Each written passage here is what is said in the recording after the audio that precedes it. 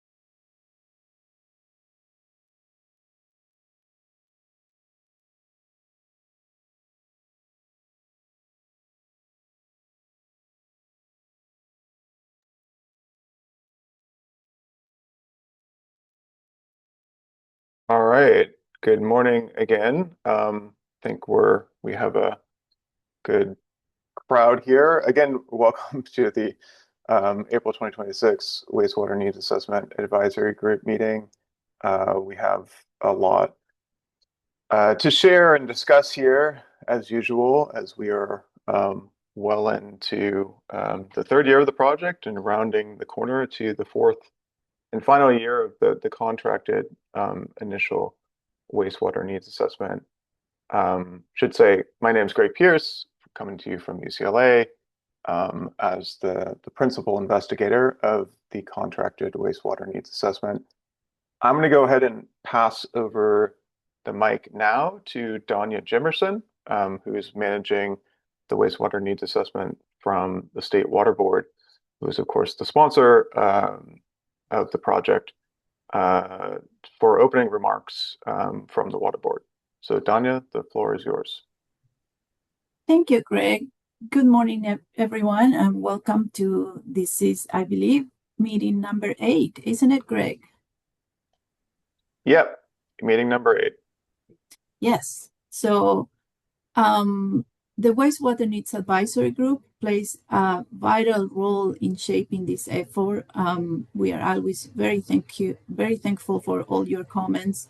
And as we approach today a major milestone, which is the inadequacy methodology, criteria, and all the associated systems list, which you have all seen a version of it, your input has been essential throughout this process.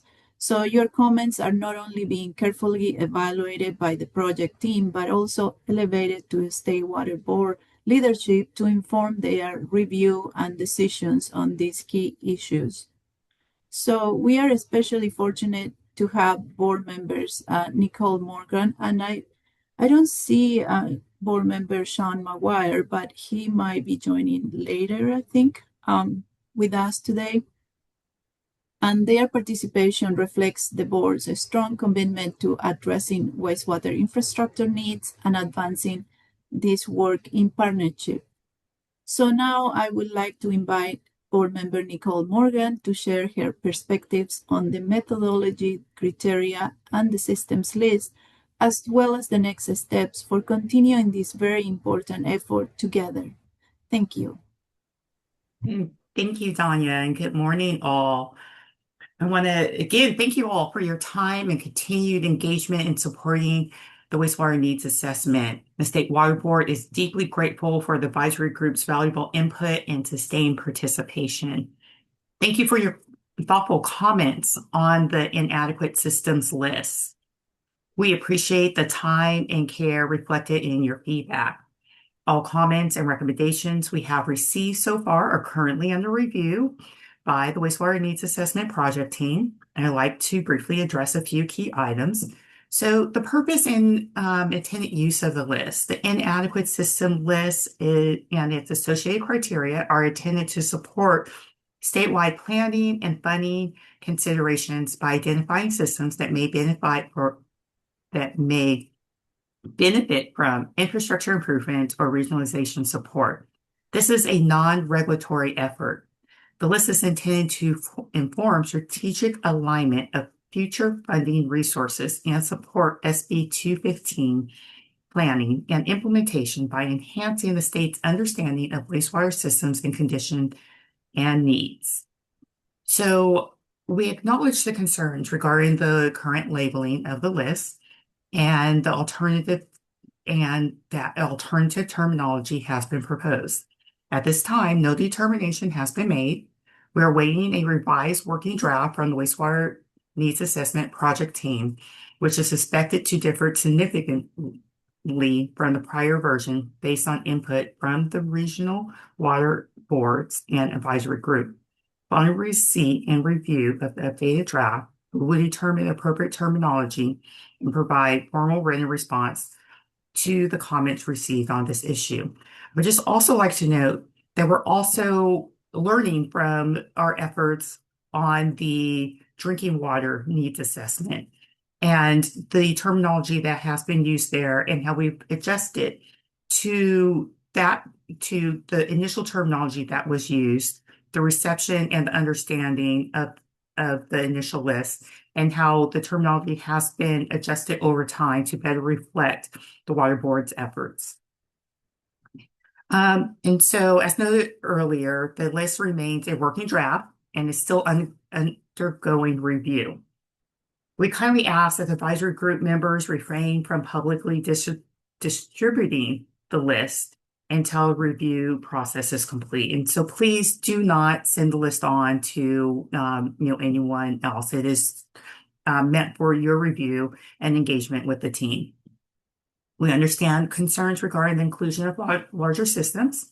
I would like to reiterate that the wastewater needs assessment scope has consistently been to evaluate wastewater infrastructure across all system sizes statewide. This comprehensive approach ensures that the potential capital improvement needs are captured within the Office of Water Programs Solutions Cost tasks, particularly for systems that may not have yet secured funding to address identified issues. We have received these concerns, and the Wastewater Needs Assessment Project team is exploring additional labeling options to improve transparency regarding how systems are included on the list. In addition, based on comments received on the criteria, Wastewater Needs Assessment Project team is reevaluating the methodology, which may result in changes that could affect whether some of these larger facilities remain on the list. Thank you again for your engagement and continued collaboration, and happy Friday, all. Thank you, Board Member Morgan and Danya, for kicking off the meeting. And I'm sure we'll be returning to discussions on some of these topics as we go. But I think now we can go ahead and jump into the rest of the meeting and start with a reminder around the timeline and where we're at. We move to the next slide.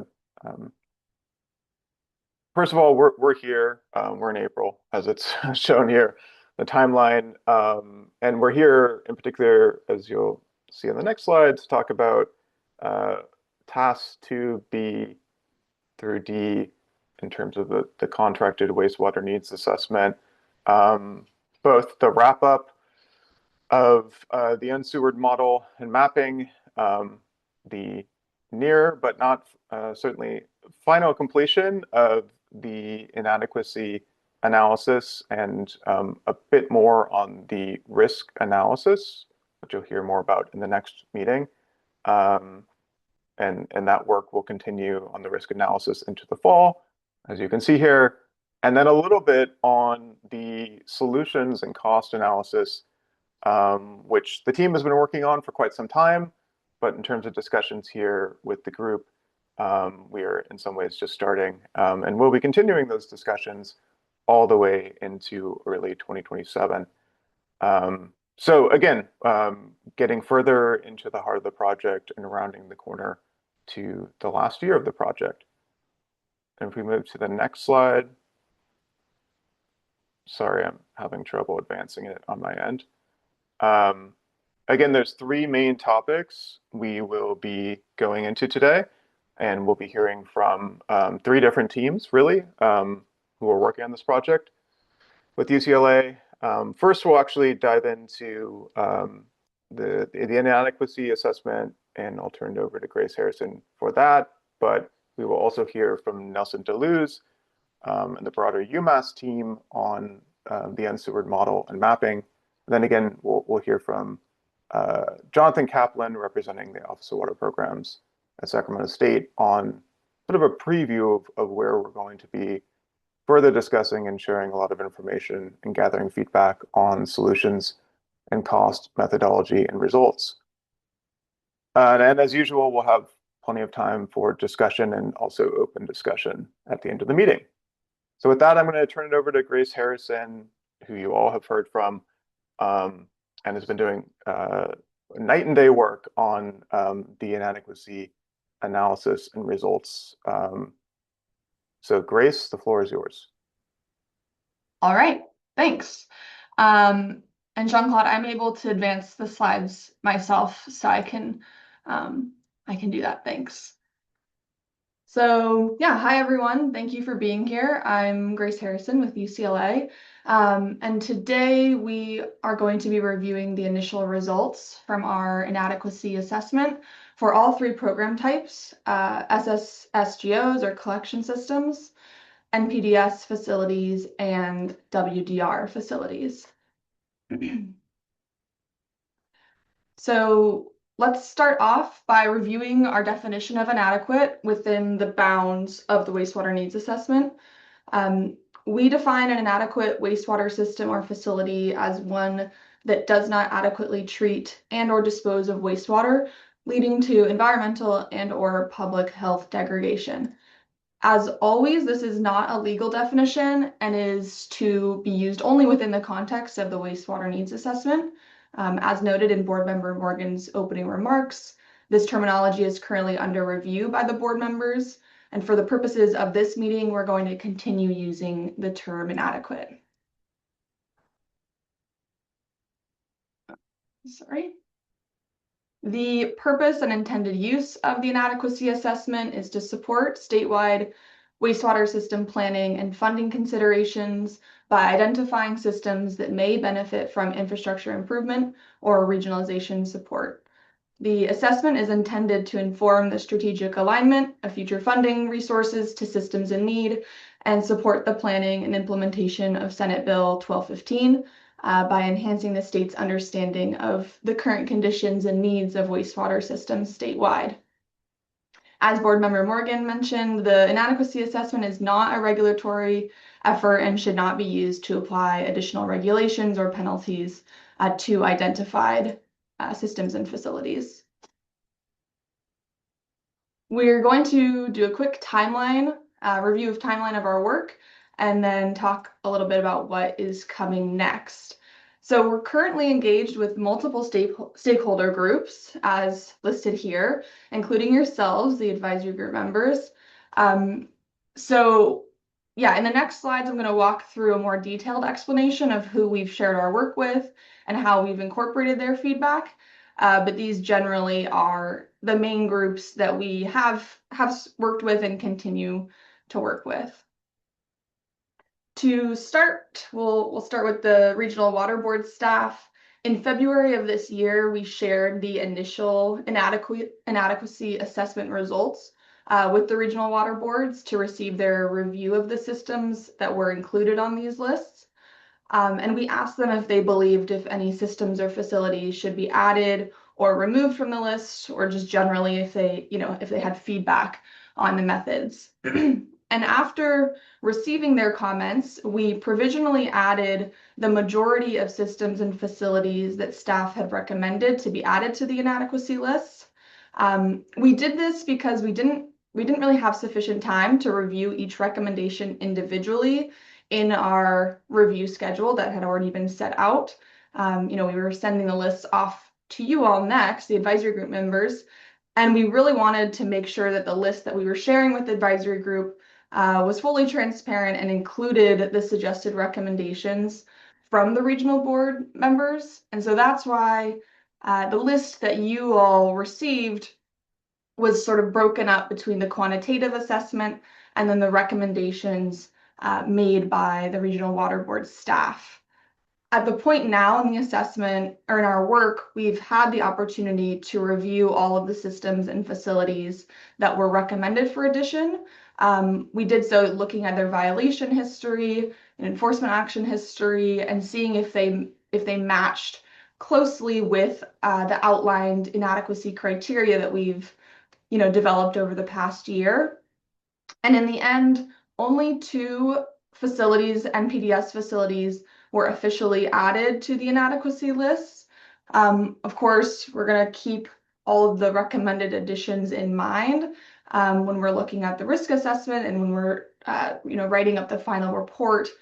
But only 2 NPDES facilities fully met the inadequacy criteria, and I'll talk a little bit more about how we made that determination when we talk about the results. But I did just want to note, that's a key difference between the list that you all received and what I'll be presenting on today. All right, and then you all, the advisory group members, were sent the working draft of the inadequacy list, I believe in early March, and we received your comments, which we've done our best to integrate into the most recent version of the analysis. So I just want to say thank you to everyone who submitted their comments. We really appreciate your continued engagement. I know it's, this is a lot of content and you've done a great job of remaining engaged. So thank you. And I do want to note 2 key methodological changes or enhancements that were made based on comments that we received, specifically from CASA and Civiqua.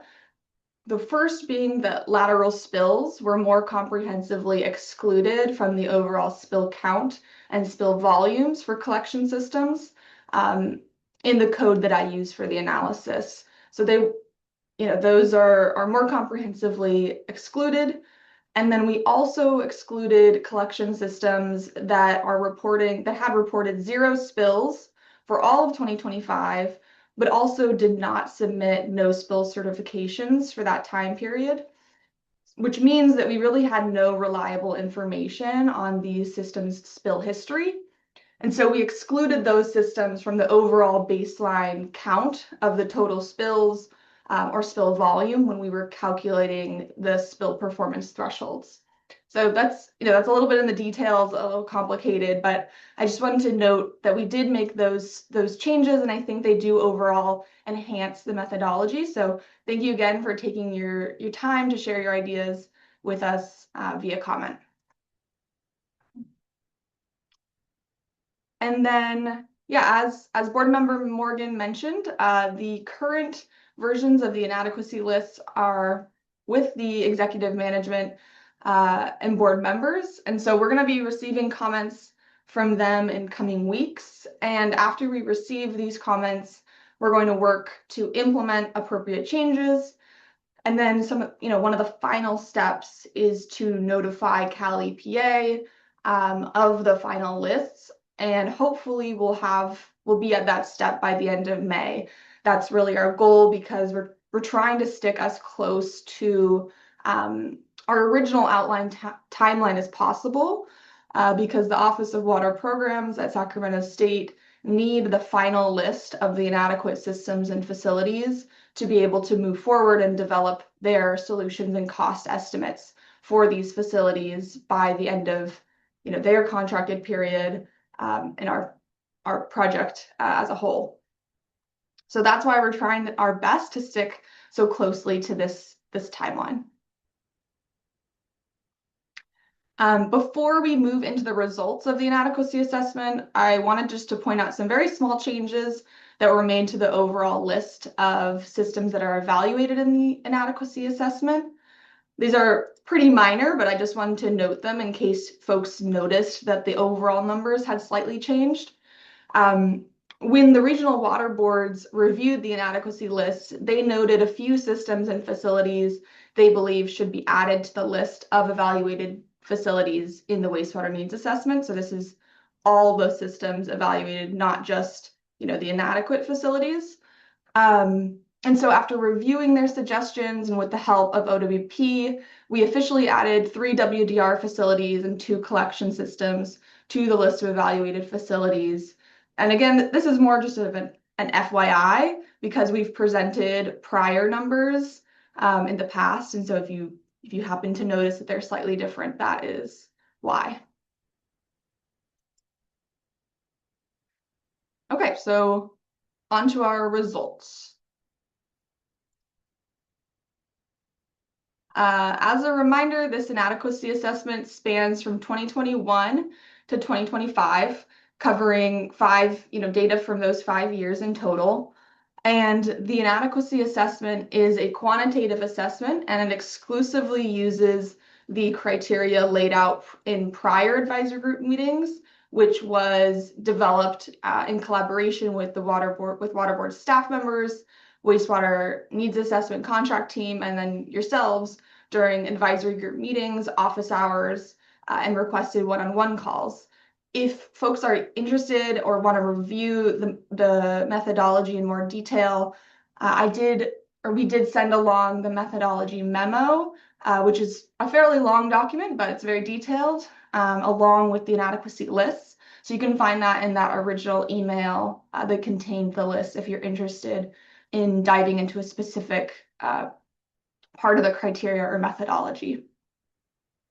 And as a reminder, at the end of this project, all of the data and code which is used to generate the inadequacy lists will be made public. I want to highlight that the version of the assessment which was shared with you all back in March used data from January of 2026.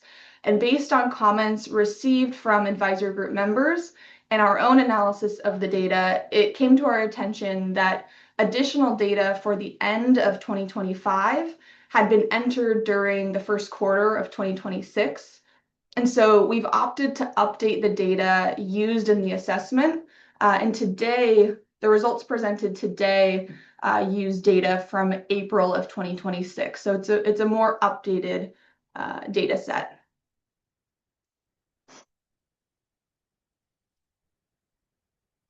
Okay, so these are the overall numbers of inadequate facilities and systems for each program type. And then next to that is the total number of evaluated systems and facilities by program type. So for NPDES facilities, we identified 26 facilities as inadequate, or 10% of the overall evaluated numbers.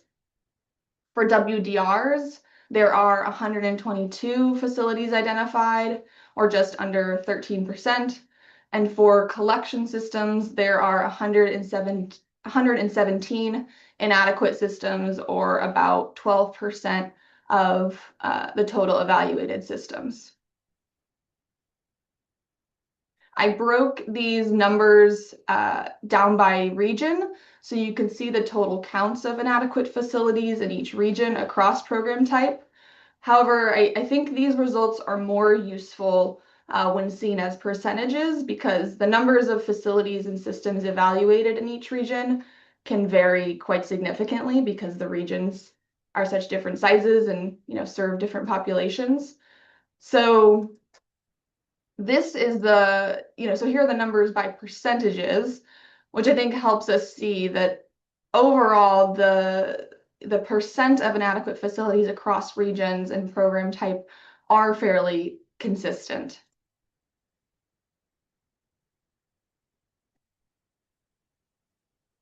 So those are the overall results. I know I'm moving through things quickly, but we can of course return to everything during the group discussion.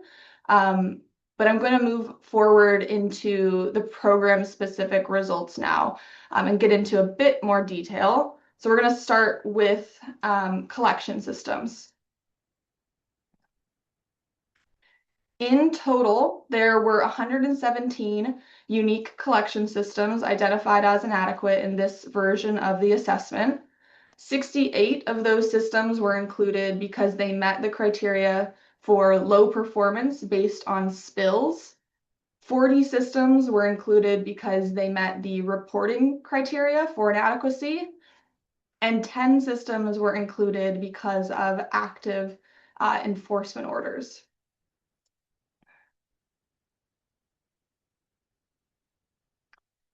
This slide breaks down the percent of systems evaluated in each region that were identified as inadequate.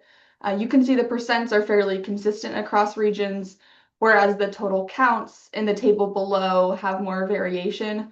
Again, this is because each region is quite different and serves different populations. But I think oops, did I go backwards? But I think together this gives you a better picture of what's actually going on.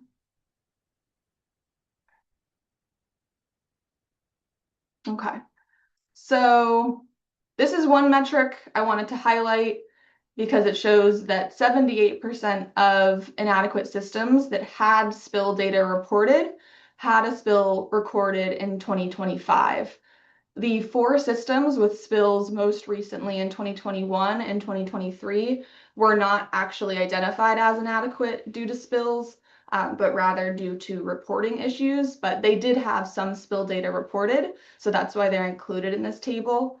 But the big takeaway here for me is that the vast majority of systems that are identified as inadequate did experience a spill in 2025.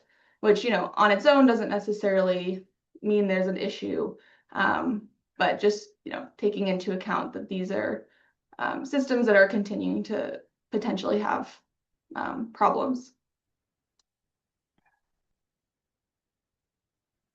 All right, and then this slide is focused on population served by these impacted systems, and I want to highlight the fact that in total, these 117 systems are estimated to serve almost 19 million people across California. And obviously this is a huge number, and it's not really reflective of the lived experience of Californians.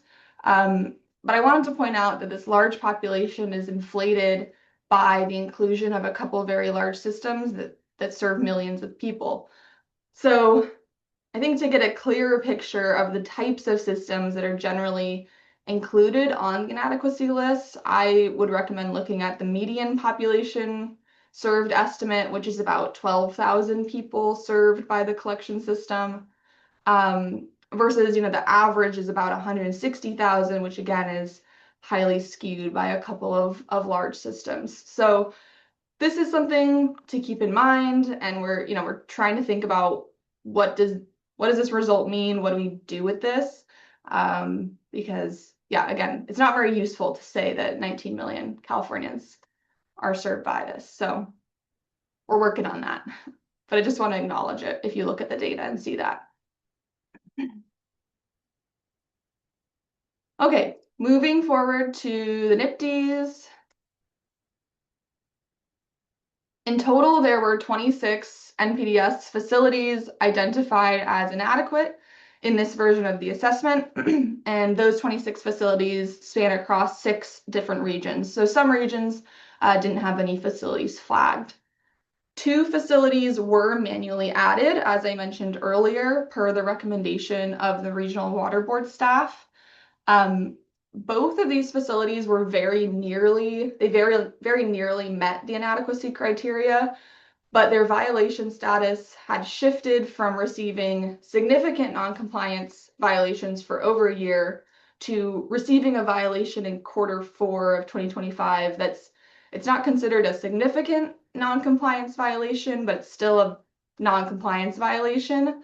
So it's kind of semantics, and there's some details there that we could get into if we wanted to look at the data, but in short, there's a pretty strong argument for adding these facilities manually, and so we decided to go ahead with those recommendations. And again, you can see in this slide, the figure is showing you the percent of inadequate facilities in each region, and then below are the total counts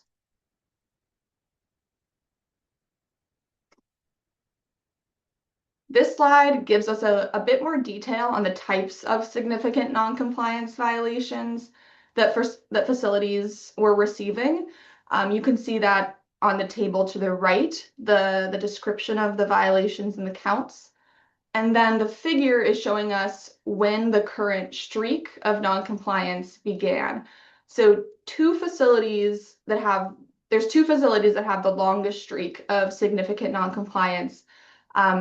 And they received these violations for all of 2021 and through all of 2025. So that brings their total streak to 20 quarters, which is shown in this, that red 20 there. But the median length of a streak of significant noncompliance is about a year and a half, 5.5 quarters, and then the average length is about 2 years, or 7.7 quarters. And I guess just as a reminder, when I'm referring to significant noncompliance, this is a term that's designated and defined by EPA. So all of this data is coming directly from EPA. And again, I just wanted to point out that there are a couple of facilities included in the inadequacy list that are they slightly inflate the estimated population served metrics for NPDES facilities. I think less significantly than we see in the collection systems, but Region 4 covers the LA area, and the NPDES facilities in this region serve the most people. So Region 4 has about 50% of the total population served by an inadequate facility in its region. So, again, similar to the collection systems, I would recommend looking at the median population served. I think it gives us a more realistic picture of the types of facilities on this list. The median population served for the inadequate NPDES facilities is only about 4,500 people. And then finally, we have the WDR results. In total, there were 122 unique WDR facilities identified as inadequate across 7 regions in this version of the assessment. 47 of those facilities were included because of monitoring and reporting violations. 43 were identified because of effluent violations. 22 were identified because of a mix of M&R and effluent, so they had both types of violations. And then 10 facilities are inadequate due to active enforcement orders. And some of these, they also had violations listed.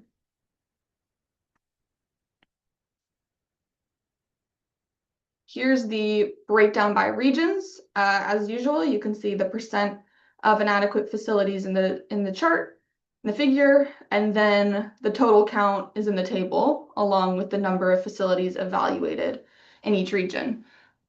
It's especially important to note for the WDRs that violation reporting can vary quite significantly region to region.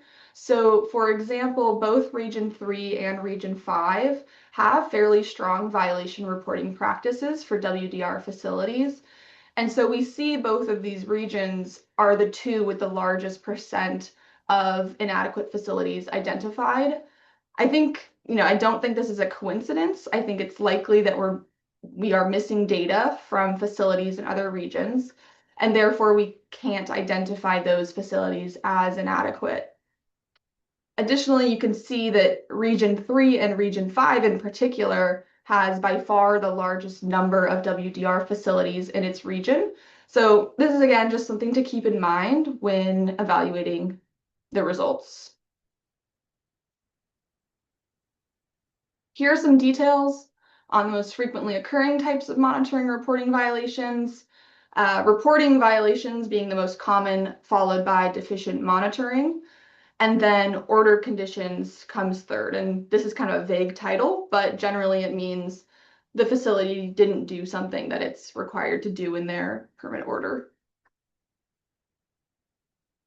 And then these are the details for the effluent violations. The most frequently occurring effluent violation parameters are TSS and BOD. followed by nitrogen, total coliform, settlable solids, and nitrates. And so these on the total records, this is just the count of the number of times that the parameter occurred in the violations. How many violations were there recorded? And then, like I mentioned before, there's a large number of WDR facilities for which we don't have any violation data, or we don't have any inspection data, and we don't have any enforcement action data. So essentially, we have no data on these facilities from the last 5 years. And facilities where this is the case, we can't include in the inadequacy assessment. And so therefore, we've created this insufficient data category to at least acknowledge that we weren't able to include them in the assessment. In total, there are 284 WDR facilities that are in this insufficient data category. Again, they're missing, or we don't have their violation history, enforcement action history, or inspection history. We're missing all 3 of those. And you can see from the percentages in each region that some regions are missing more data than others. Going back to Region 3, they have the largest percent of inadequate facilities identified across the 9 regions, but they also have the smallest percent of facilities with insufficient data. Whereas, looking at a region, maybe like Region 1, where we're unable to evaluate 45% of the facilities in that region. So there's a lot more uncertainty there compared to a region like Region 3, where we have more coverage. Of course, this is a limitation in the inadequacy assessment, but because this is a quantitative assessment driven on data, we can only assess the facilities for which we have data. And a lot of facilities that do have some data, that may also be incomplete data. So we're kind of working with what we have. But that is the end of my slide deck. I've left a lot of time, hopefully, for discussion. So I'm just doing a time check on myself. We're at, let's say, 10:10, and I think our goal was to go to 10:45 potentially. So we have a lot of time. We don't need to use that full time. We can maybe get a longer break, but yeah, hopefully we can get to everything. Greg, anything you'd like to add? No, just thank you. And yes, we do have until 10:45 if people want to use that time, but we'll see yeah, how much folks want to jump in here.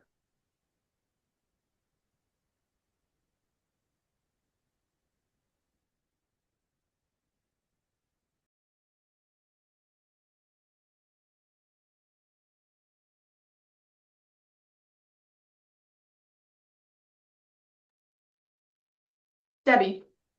Sure. morning. Good morning. Thanks, and thank you for your explanation and to taking and just the consideration, I think, both on the labeling that the board is taking and to our comments that we've made so far on the inadequate list. One of the things that you put on the last slide that I really appreciated and thought was helpful was this kind of this maybe it was this insufficient data. And I at the very beginning, as it was being described, that we're looking for infrastructure needs, right? Trying to assess what those infrastructure needs are, or where resources should be had. That insufficient data, the non-reporting, and some of these extra facilities that probably could fall under the insufficient data, but where they've been recognized by regional board as probably needing some help. All of those 3 areas really would benefit from a little bit of a different labeling or categorization. And I think you're starting here, but I think it could also carry especially over to the sanitary sewer systems where they have not reported. We're not saying that without reporting, you're unable to assess whether or not there's an infrastructure need or not, whether or not, again, they're adequately treating or collecting wastewater.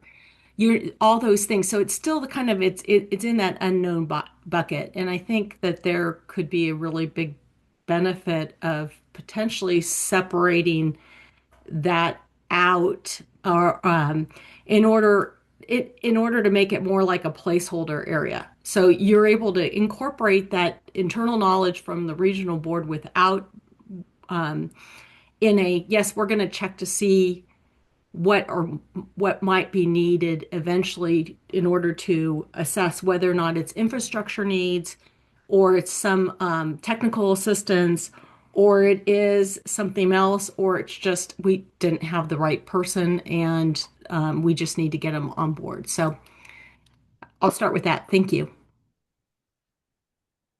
Yeah, thanks. I appreciate that comment.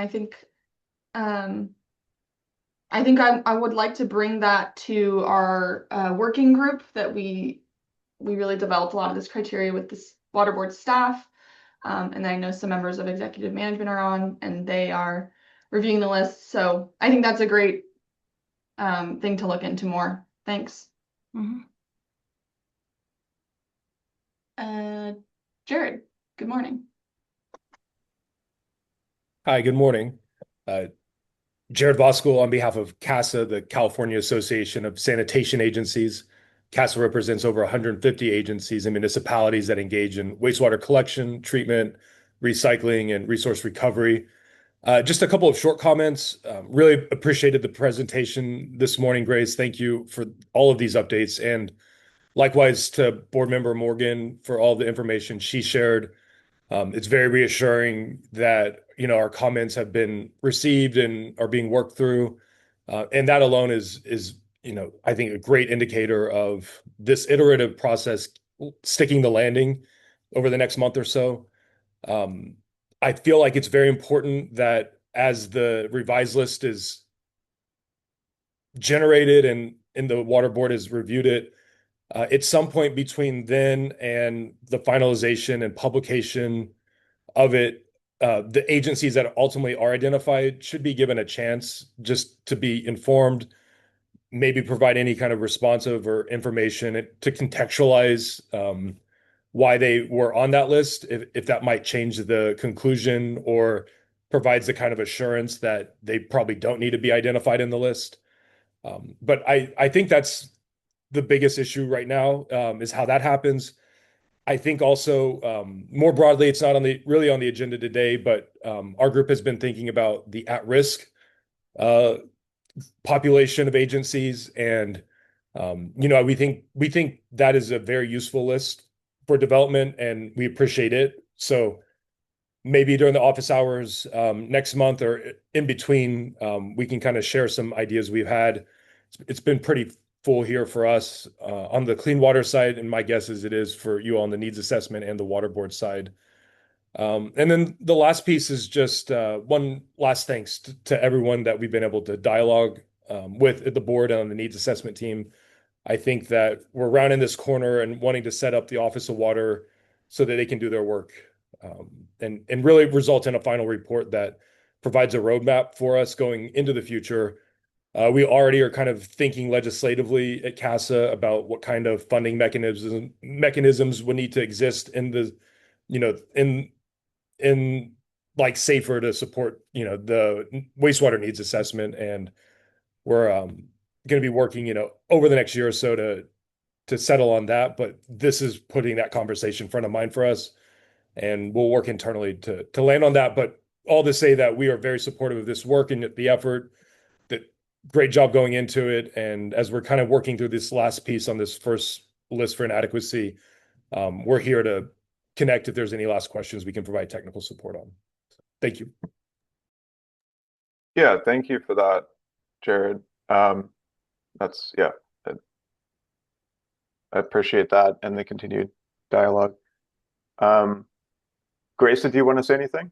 Otherwise, I see we have Yeah, another hand I raised. wanted to, I realized my slide, I did have one slide on the risk assessment that is after this group discussion slide. I was just going to present this real quick before we lose the tangent. I just mostly wanted to give a brief update on the risk assessment, brief being one slide, that we're working to implement the risk criteria right now. So we've presented on that risk criteria in the past. We've received some comments from you all, and if you do continue to have thoughts on it, please share them. We are actively working on the risk assessment. So yeah, happy to receive comments in office hours or a written document or sort of whatever works best. But our goal is to complete an initial version of the risk assessment after the inadequacy assessment has been finalized, because the inadequacy assessment is needed for OWP's work to move forward, but the risk assessment, those facilities identified won't be included in OWP's solution and cost estimation work. So moral of the story is, inadequacy assessment is being prioritized right now, and then we're going to shift our focus more to 100% on the risk assessment. So that's a very brief update, but we will discuss it again further in later meetings, and yeah, happy to talk more in office hours and things. So just wanted to present that before we ran out of time. I'm going to go over to Sharon now. Yes, thank you. I appreciate the kind of bigger picture discussion and kind of overall direction. I wanted to just drill down with a little more detailed question, if that's okay. It's on slide 28, which had to do with the non-compliant streak analysis. I wanted to make sure if I understood it correctly. It's based on what's in EPA's database, the ECHO database on SNC, is that right? Yes. Yeah. So my question is whether that is so. Sometimes facilities are in a situation where there's either a schedule for compliance outside the main permit, which is known as a time schedule order. And if it's issued by the state, it can also happen when there's like a consent decree. And so you have final limits in your permit, but you may have interim limits in another order, such as a TSO or a consent decree. And so ECHO, I believe, usually shows you insignificant noncompliance for the entire period of the compliance schedule, even though you are in compliance with your orders and with your interim limits. And I just wanted to flag that because, I mean, I haven't seen that happen like for us. It happened a long, long time ago. I remember us appearing in somebody's report about noncompliance and we were like, what? And we figured out that's kind of why. And so, yes, you're not complying with your final limits, but you are taking steps, right? You may be building infrastructure to like some new treatment process or something like that to comply with the order. So I just wanted to flag that because you might want to look at what is actually going on with these a little more closely to understand, are they an entity that's actually coming into compliance with some other order, or are they just in non-compliance and maybe nothing's being done? I don't know. But I think those are very different kind of situations, right? So I don't know how that plays into what you were just saying about the next step being kind of more of a risk assessment, and how that, if it fits in with that, or if it fits in more with just the assessment of inadequate systems. Anyway, so that's what I wanted to bring up. That's helpful to know. I'm assuming it's these the S code, the compliance permit schedule violation type. Yes, I would think so. Yeah. I Maureen and I from OWP, we've looked at the ECHO data because I know for OWP what they want to do is for each of the NPDES facilities that is identified, go into Echo and actually look at the specific violation, whether it's a specific effluent parameter, or like a specific enforcement code, and then see what's going on. So that would be done in the solutions and cost estimation work in order to actually identify what is the solution. Does this facility need additional assistance? As you're saying, some facilities might, already be taking those steps. So I think it doesn't, just right now as I'm thinking about it, I don't think it would change the inadequacy criteria, but I could see it changing, if OWP sees that a facility is taking consistent steps and seems to sort of be on top of it, that it might not really make sense to include that facility. So just to say heard, and I'll look at these. There's so few of these, 26, so I can look at them more closely and see what's going on. Thanks for bringing my attention to it. Yeah, and one other flag, Echo is not always accurate. We pretty regularly go in and look and find errors for our facilities, and then we contact them. There's a whole process that takes a while, but to get corrections, I'm not sure most permittees do that. So just be aware of that. Yeah, I will say on this topic, I'm not, but it. We all obviously we need accurate information, and we're aware of some potential inaccuracies, particularly in this database, and we are certainly in discussion with water board staff who work on this night and day. But also, if anyone sees errors and what actual errors in the data that are in the spreadsheets that we share, let us know, because in many ways we can't observe that in the way that you all can. So we appreciate that. But sorry, I didn't mean to cut you off, Sharon, if you have more to say there. No, that's fine. I mean, it obviously you are just using the data that's there, and then I'm just saying that I don't know what the error rate is, but I don't think anybody knows.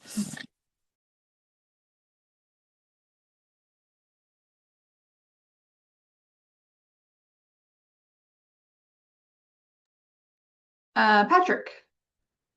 No, thanks. I'm stepping in for Christina Shoup today for the Central Valley as kind of executive sponsor. I just want to express my appreciation for the insufficient data kind of call out there, and want to echo Debbie Mackey and Civic was comments about kind of the use of that metric. Also, Sharon, Echo has come up under the state review framework a number of times. I don't know if you've connected with Yvonne West and Mayumi for kind of enforcement component pieces there with kind of Echo and data reporting. But I would say, again, my gratitude for the insufficient data. I think and we've talked about it before, but the resources available to the regional boards vary dramatically by region. Some regions have a caseload per worker of 25 cases per workload per person, per engineer.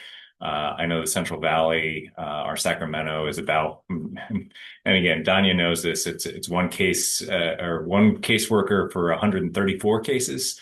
And the geographic area is quite spread out. So when you have quintuple the number of caseload as another region, you do have the reporting numbers are just radically different, and the ability to issue enforcement orders or NOVs or things like that are very different. I think you see that in the data that are kind of represented out there. So again, that's just kind of a huge factor in terms of how these orders get ingested into all the databases. There's just much fewer staff to handle these facilities on a facility per caseworker basis out there. So again, calling that out, I think is hugely important to understand the context under which these databases are fed the information that they're fed. So again, just my thanks go out. NPDS is a little bit more level for what it's worth, just in terms of the financing. It comes from different financing streams. So that is relatively equalized across the regions, but the WDRs is not, and very radically not. I think it's us and Region 3 are kind of the outliers with well over 100 cases per engineer that works in the program. Yeah, thanks for adding that detail. It's really helpful to have people who, yeah, this is your expertise to add the information there. I think that's really helpful to hear just context on. Okay, anyone else? Debbie, yeah. Oops, sorry about that. Yeah, and thank you, Patrick, because I know we work on all these things trying to get this through this. I think I want to make a kind of a larger statement on this and maybe again bring some of these things back into context, is that this wastewater needs and how this is being described is only capturing a small portion of what the real wastewater needs are. And it doesn't capture those areas where that where people are working to are getting future regulatory or existing regulatory requirements, but are not yet into non-compliance with that. It doesn't, as we learned in office hours, part of the reason why the consolidation portions of that, we agree that agencies that you shouldn't call an agency the inadequate, and again, really would like that terminology changed, but you shouldn't call an agent or a system inadequate if there is a community that needs to connect to them. We're very, very strongly on that part. But there's a lot of different needs, and this is only going to capture a portion of them. And so I think really, making sure that within the body of the report, within the discussion, within the board discussion on it, that this is a portion, and really as we talk about prioritization, and look towards prioritization in the future, making sure that all those needs are assessed, and that we're not just bumping things. There's a lot more thoughtfulness towards what is prioritized. We're learning things from this, appreciate that, but we need to look at that more globally. And then finally, as you guys have heard me before, our goal is to comply. We are there to protect public health and the environment, and so we do not want to encourage non-compliance in order to get on a list so you can get funding. And I'm just going to put that out there. We want people to comply. We want them to meet their limits. So we need to make sure that we need to make sure that we're doing that.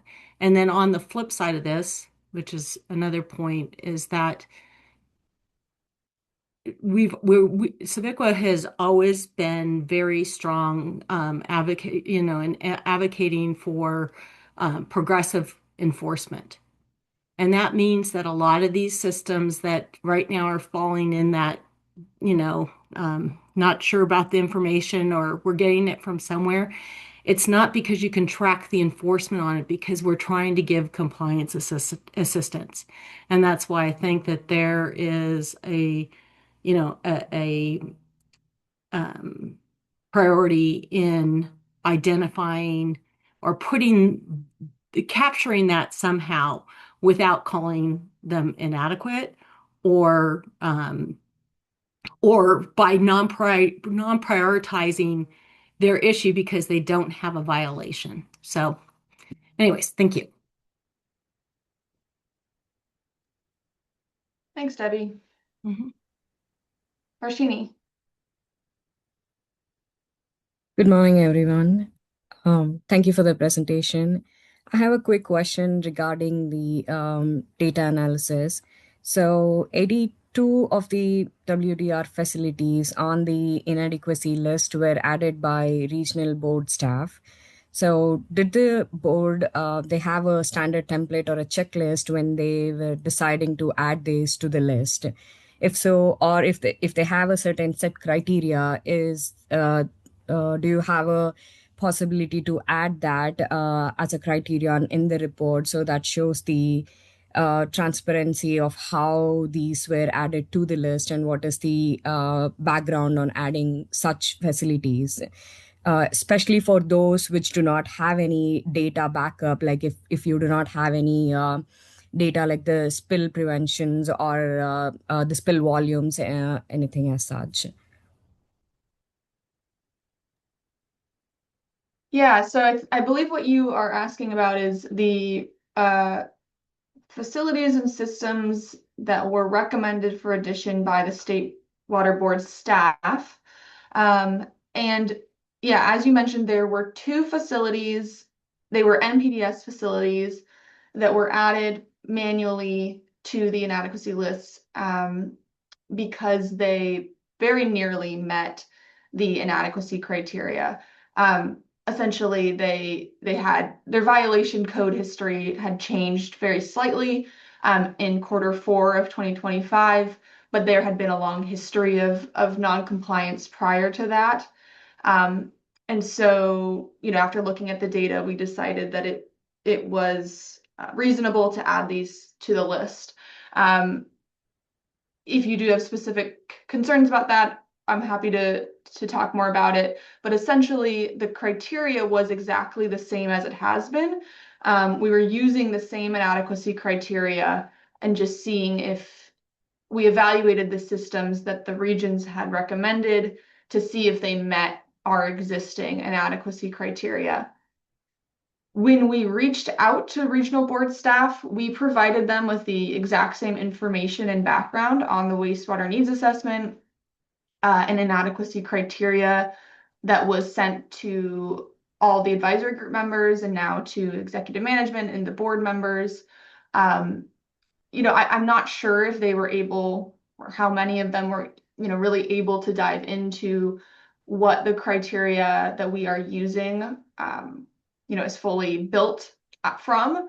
So I think a lot of them kind of just used their expertise and history with systems to make recommendations for systems that they felt, could meet the criteria, which is why then we evaluated those systems against our existing criteria. So I'm not sure if that helps, but I guess just to clarify that only those two facilities were added, and there was no sort of different criteria used.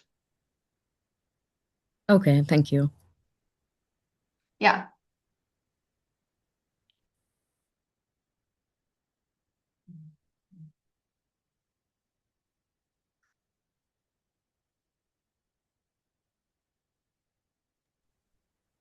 All right, well, if anyone else has questions, we'll talk about our office hours at the end of the presentation, at the end of the meeting. But yeah, I encourage folks to come to office hours, or again, if you have feedback on the risk assessment, I'm open to hearing them. So thank you for your engagement.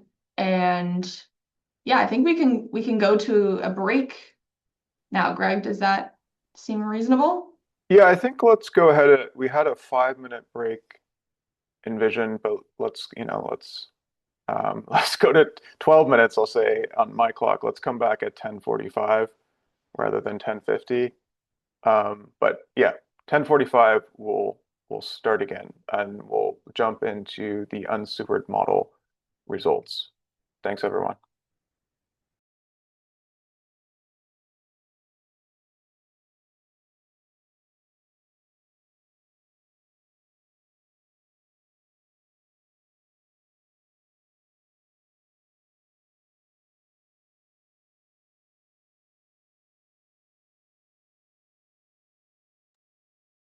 Right, I think let's go ahead and get restarted.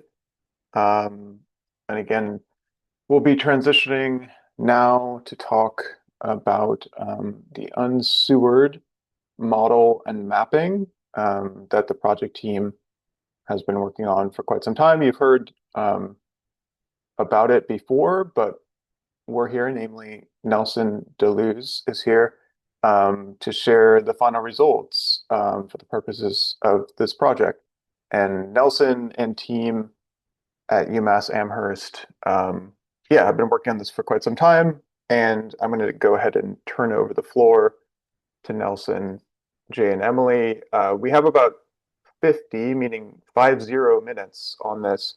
So Nelson will present, and then again, we should have ample time for discussion and questions. So Nelson, the floor is yours.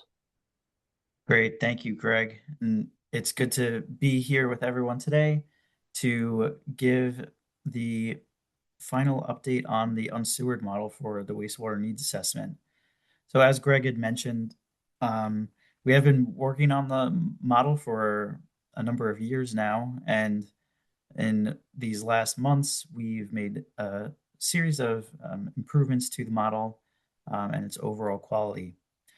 I'm going to get into, let's see, there we go.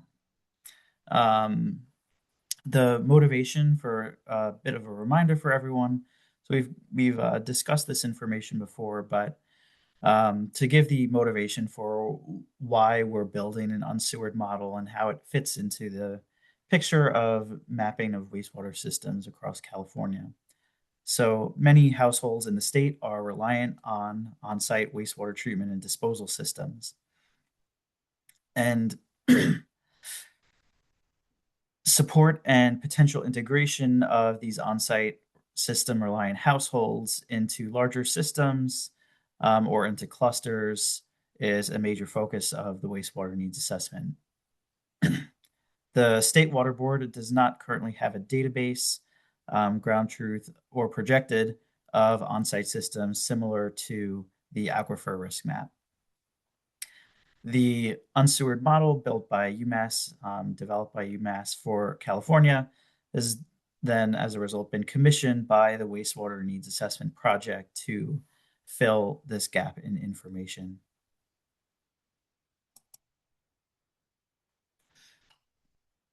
The uses of this unsewered model. So I want to be very clear that the model itself serves as a screening and planning tool. Within the scope of the wastewater needs assessment directly, it is going to be used to inform OSTS connection opportunities of unsewered areas into larger treatment and collection systems. The main ways that this will bear itself out are in terms of what we'll broadly call septic to sewer and septic to community cluster.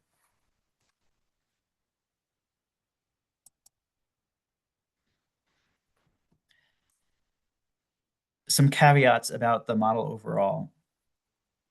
So as a reminder, predictions by models, such as this unsewered model, are good approximations to the best of our knowledge. The model that we've built here is not going to be used in the wastewater needs assessment to inform regulatory actions or to assign labels of concern to systems. In terms of privacy, this model will not publicly display parcel level information in the wastewater needs assessment or elsewhere. This model, it fills a data gap in the absence of complete ground truth data for unsewered areas. In the future, if all of the unsewered systems in California and sewered systems as well are completely mapped, there will not be a need for this model in the future.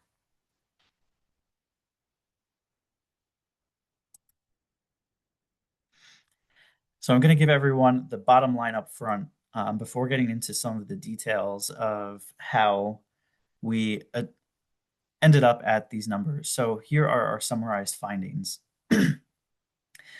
Based on the model's projections, approximately 85% of land parcels in California are served by sewer. Approximately 15% are served by some sort of unsewered system. It's important to note here that these estimates align with land parcels, not population. So these percentages reflect counts of parcels.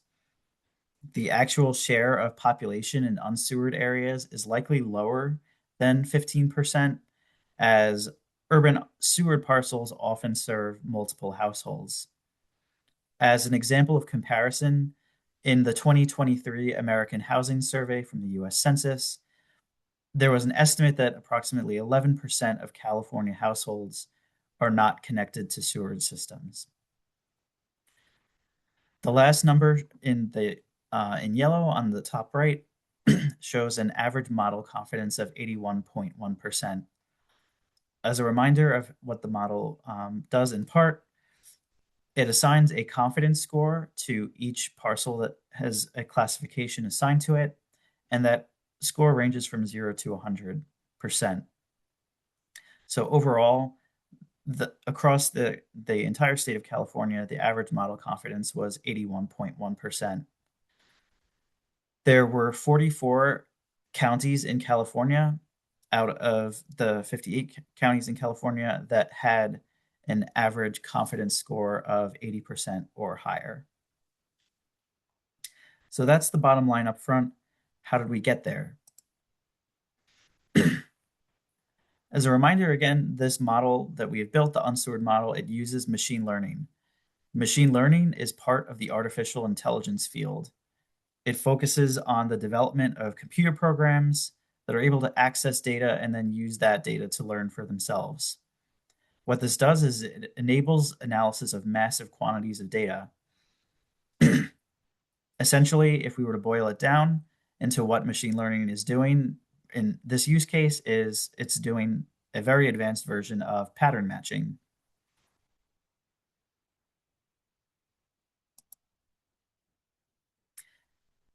This is the diagram of how this model works. I'll go through it in detail. So what we do is we start out with an individual parcel of land, a plot of land.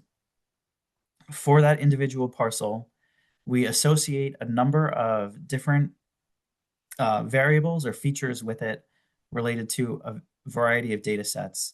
These data sets include things like road networks, the amount of buildings nearby, the distance to the nearest wastewater treatment facility, information from the US Census Bureau in a variety of capacities, such as the American Community Survey, whether a place is urban or not, whether the place is incorporated or not, as well as information about the value of that parcel. In total, approximately 60 variables are calculated for each individual parcel based on these data sets in combination. With all of those features calculated, we end up with a parcel that has those features associated with it.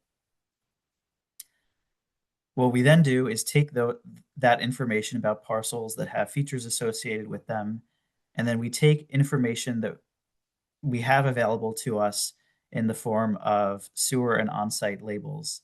So examples of this being places, and I'll get into some more examples in the next slides, but places where we know that there is a land parcel that is connected to a sewer system, or a place that we know has a septic tank permit related to it for the on-site side.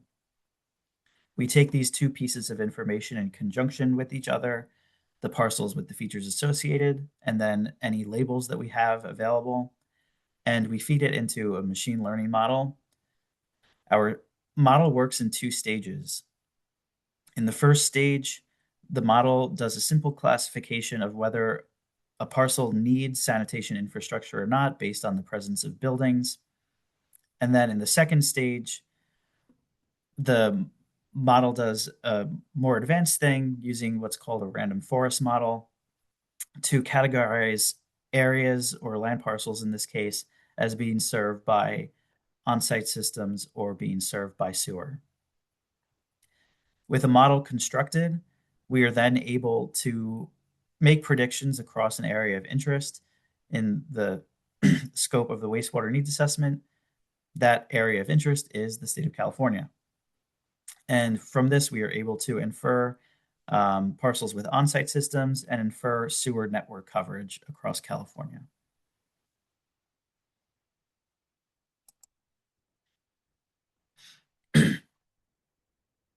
This is a reminder of some of the things that are not included in the model.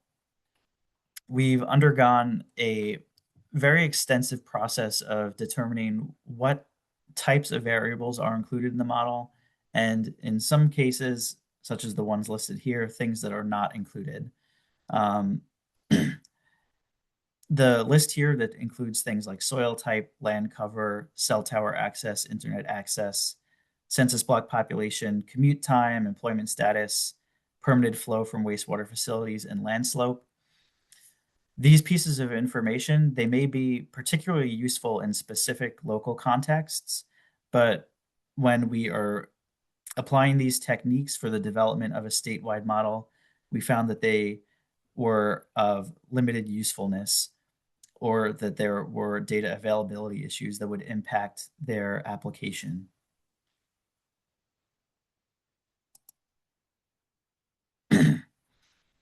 I'm going to give a more in-depth description of the different types of data that we had available to us for the ground truthing. So thinking back to the diagram that I showed where I said that we needed to have sewer and on-site labels in order to train the model, here are the examples of that. So some of the examples of things that we had were sewer service area boundary maps, sewer line maps, and then in limited cases, actual maps of the parcels that are served by sewer from a given system. On the on-site side of things, we had data from permits made available in the form of addresses mapped to a point on a map, as well as point layer maps available from a variety of agencies, counties, other sources. And then in other cases, we had on-site served parcel data that was matched by the assessor parcel number, which was considered of high quality for this project.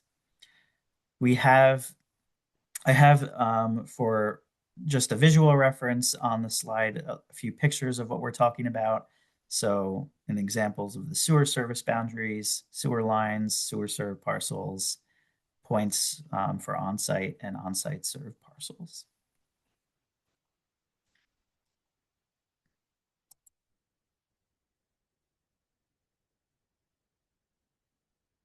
Let's see. Okay.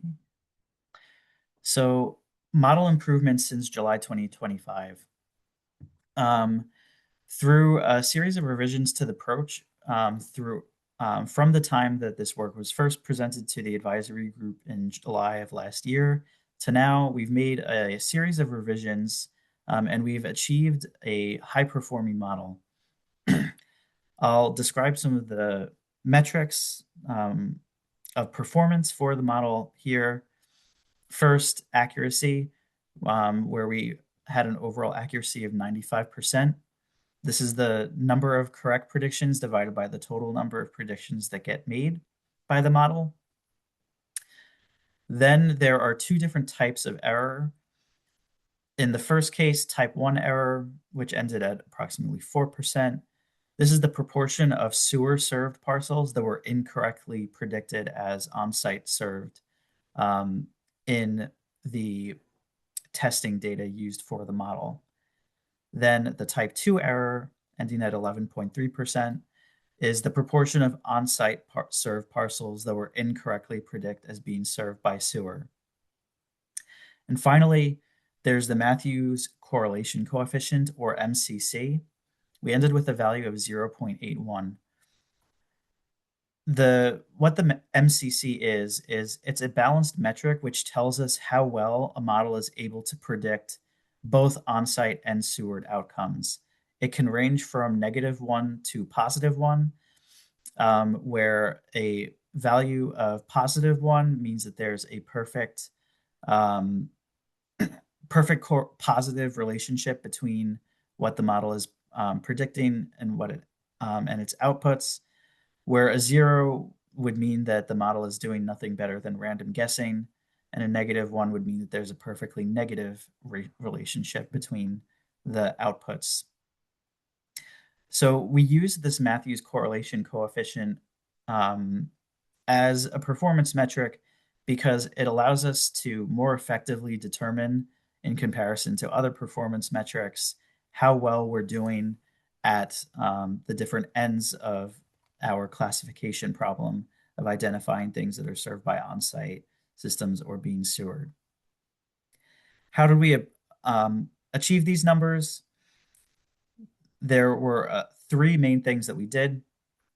This was incorporating sewer boundary data, incorporating urban-rural status, and something called case weighting, which I will describe in a few slides.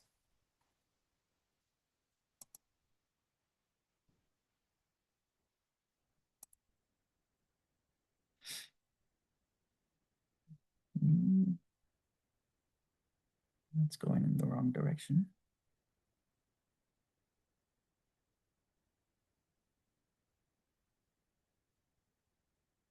Okay, here we go. So some background on sewer data. So sewer service boundary maps are often drawn by permitted dischargers to understand the geographic extent of their systems.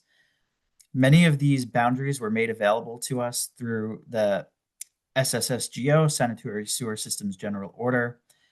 Specifically, the section of interest is section 5.14, the Electronic Sanitary Sewer System Service Area Boundary Maps. So in the time from when we last met until now, many systems submitted their maps of their boundaries, and we evaluated how they would be incorporated.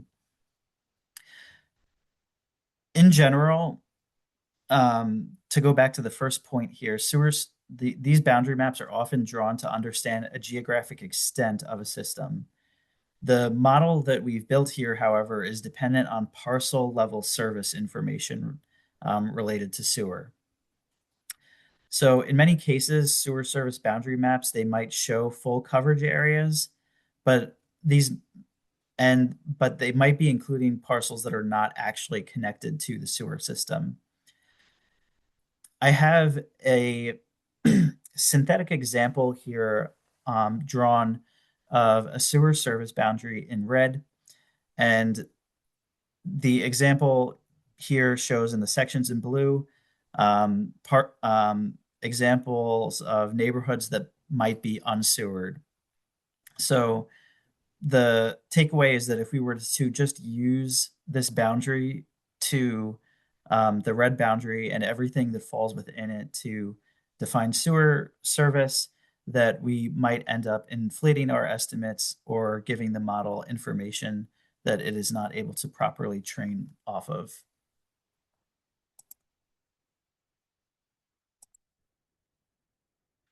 So how did we approach sewer data? We had initially tried using this sewer boundary data wherever it was available to us. What this ended up doing was resulting in high accuracy models due to the high volume of sewer data that was able to be incorporated, but there was a low overall performance of the model for those other metrics that I described, such as type 1 and type 2 error and the MCC score when this sewer boundary data was being used. When we removed all sewer boundary data from training and testing, the model performance improved. But we didn't want to exclude all of these data because it is a very large data set that was made available, and it does contain useful information in a variety of capacities. So what we did was we performed an in-depth evaluation of which sewer boundary data that we were able to use for model training and testing purposes.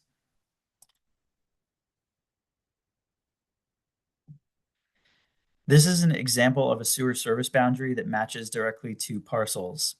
We can see on the map here that the map appears to exclude parcels that are not connected to the sewer service. So we can see, I'm not sure if you can all see my cursor or not, but we can see that there are gaps in parcels that are identified as being connected to sewer by this boundary. So in this example, we're able to use this boundary to create model training and testing labels.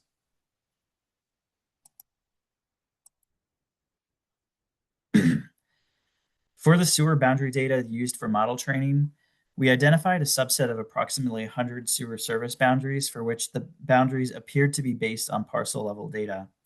From that subset, we identified 14 boundaries that met a very, very strict criteria for inclusion in model training and testing. This ended up adding approximately 40,000 high quality data points that we were able to use for model training and testing. In total, including these data and data from the other sources that I showed earlier, we end up being able to use over 900,000 data points from California and supporting data from 10 plus other states in order to train our model and test it.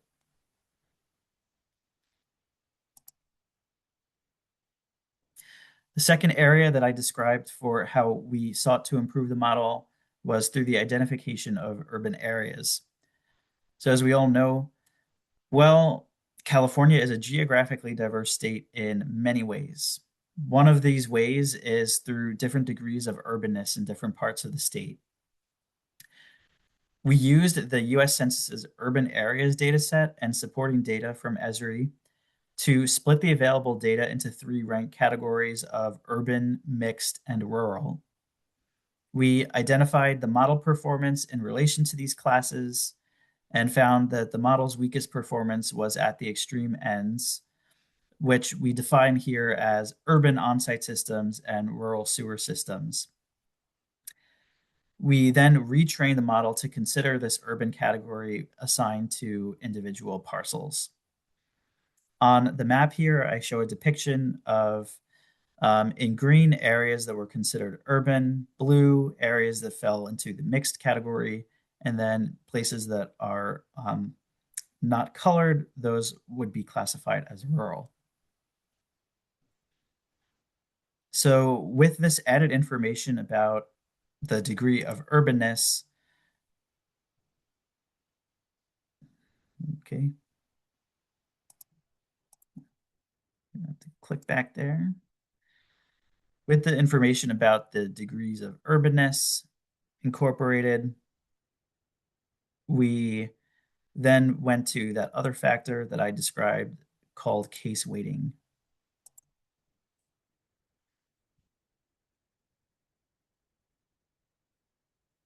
Just be patient with me here as the slides get back to where they need to be.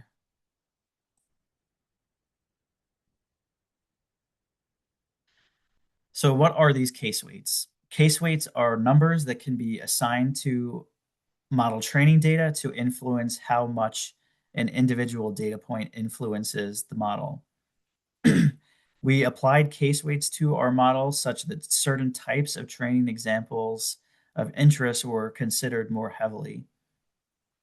This table shows the different factors that could affect the case weight for an individual parcel. So because this model is being designed specifically for California, if a parcel is located in California, it received additional weighting. Also, at the extreme ends that I described in the previous about particular parcels of interest being those that are urban and have an on-site system and are in California, that received additional weighting. And then on the flip side, if a parcel was rural, had connection to sewer, and is in California, it received additional weighting for that. From data outside of California, if it was urban and unsewered, it received additional weighting. And if it was rural and sewered, it also received additional weighting. I have 2 examples of how these case weights were applied.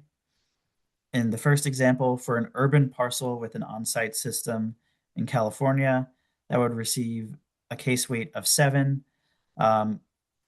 accounting for the fact that the base case weighting, the fact that it's in California, that it's urban and has the on-site system, and then additionally, just that it's urban and unsewered in general. And then for a rural sewered parcel outside of California, used for training, that would just receive the base score of 1 plus 2 for the fact that it is rural and sewered.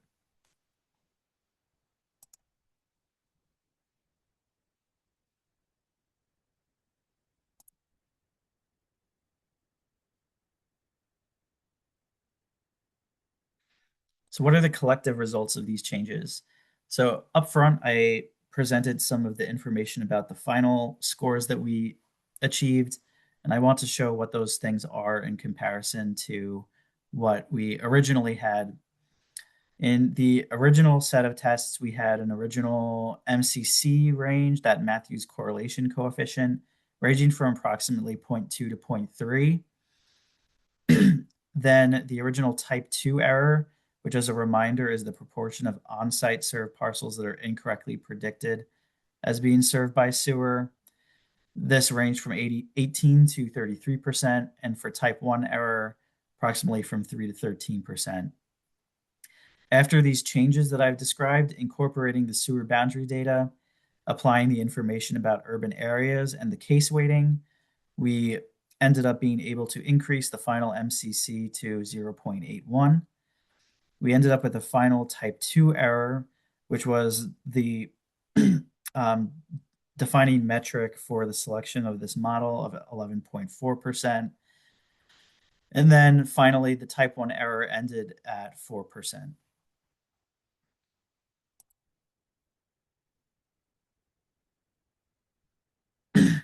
To loop back around to our summarized findings, by applying this high-performing model in the state of California, we ended up with the determination that approximately 85% of parcels in California are served by sewer, with the remainder of parcels requiring wastewater service being served by an being unsewered. Overall, the model had an average confidence of 81.1%. And this applied in the majority of counties in California. These maps show on the left, the percentage of sewer served parcels in each county in California. And then on the right side, we have the model prediction confidence. So these are just here to kind of show a larger overview of what the model predicted in more detail than just giving you that 85% number.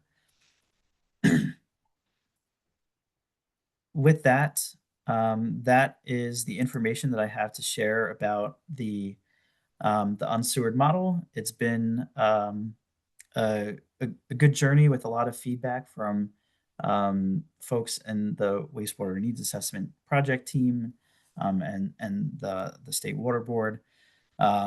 So with that, I'm happy to take some questions. Yeah, thanks, Nelson. And we have up to 20 minutes or a little bit more, depending on how many questions or comments we have. I see Paul, you have your hand raised, so go ahead. Hi, Paul. On slide 42, you mentioned the uses include under thinking about septic to sewer and septic to community cluster. I think that leaves out half of the beneficial uses that this effort will have, which are septic education and septic services.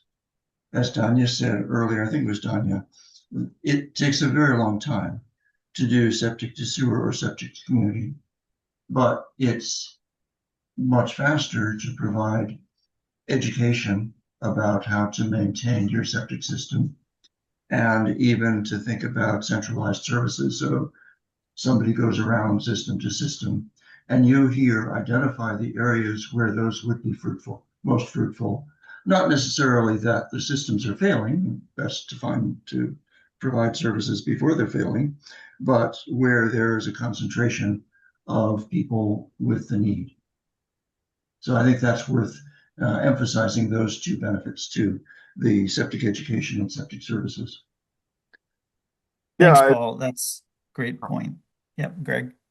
yeah, and I'll just echo that and say we're not able, as the contracted sort of team here, to undertake broader education and use of the information beyond what Nelson featured here, but certainly it could be done, and the water boards would be, and the regional boards would be a better place to speak to other potential uses of this information, you know, that go beyond the initial wastewater needs assessment. But yeah, again, point taken. And of course, we have not done the full analysis, and Office of Water Programs will be sharing on that over the course of the next 12 months or so. But we would expect, you know, even among unsewered areas, that would ideally be able, that are facing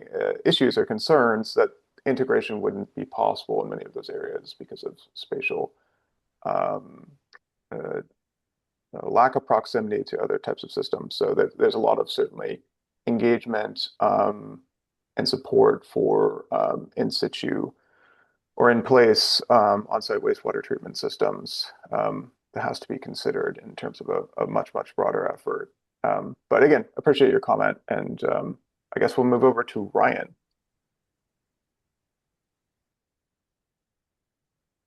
Oh, hi, Nelson. It was great work that you've done so far. I understand like getting these models going with so many different varying inputs. It must be, you know, a pretty big task. So thanks so much for putting it together. And I really look forward to plugging in and looking at this after it's released. But I had two questions. One was kind of just more technical about the model, and the other one was kind of about, I guess, population and urban area islands, I guess, that have on-site systems. But the first one was from slide 51.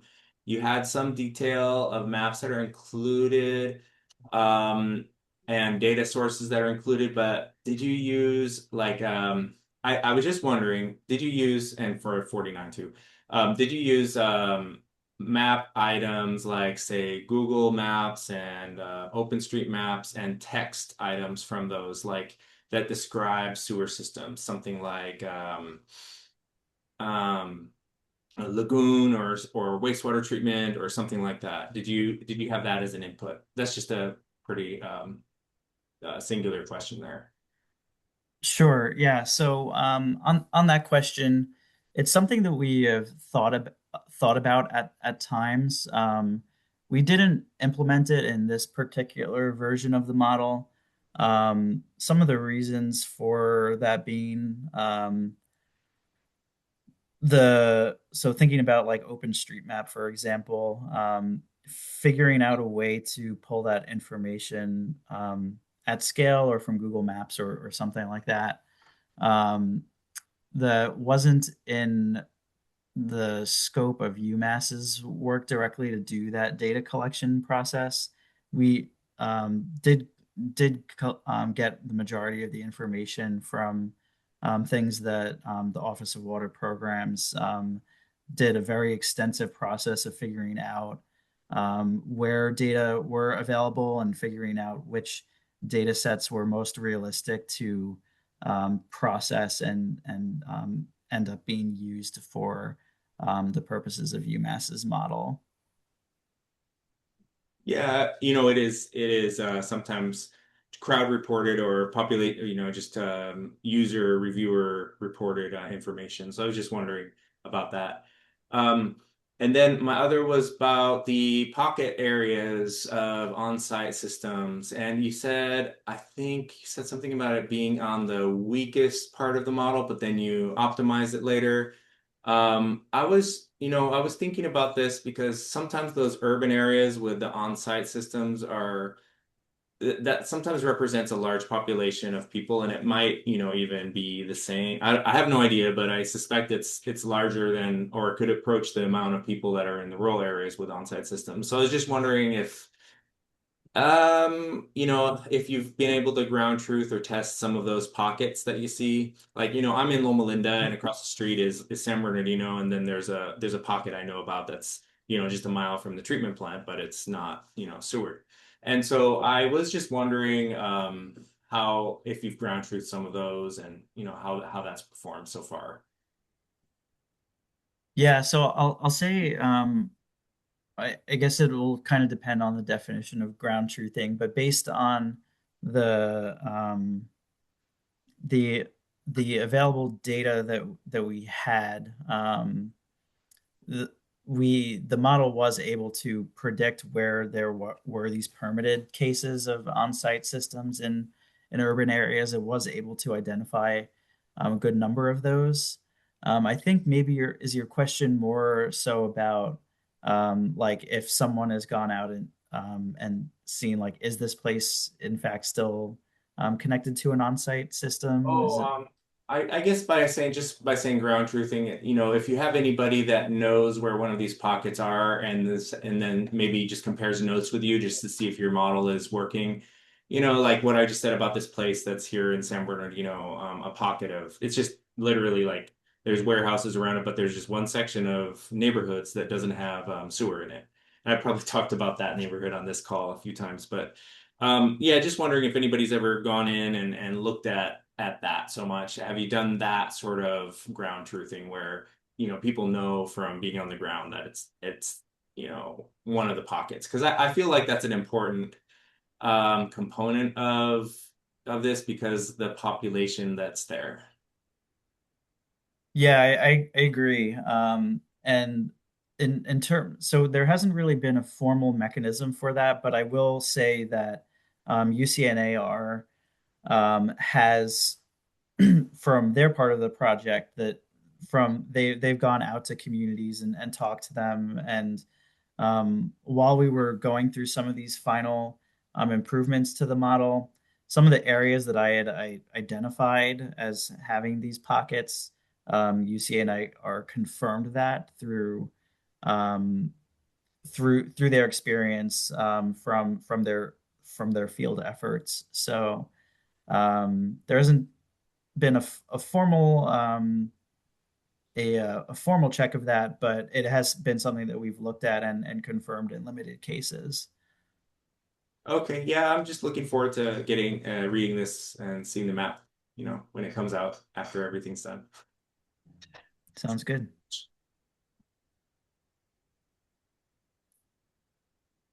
Sharon?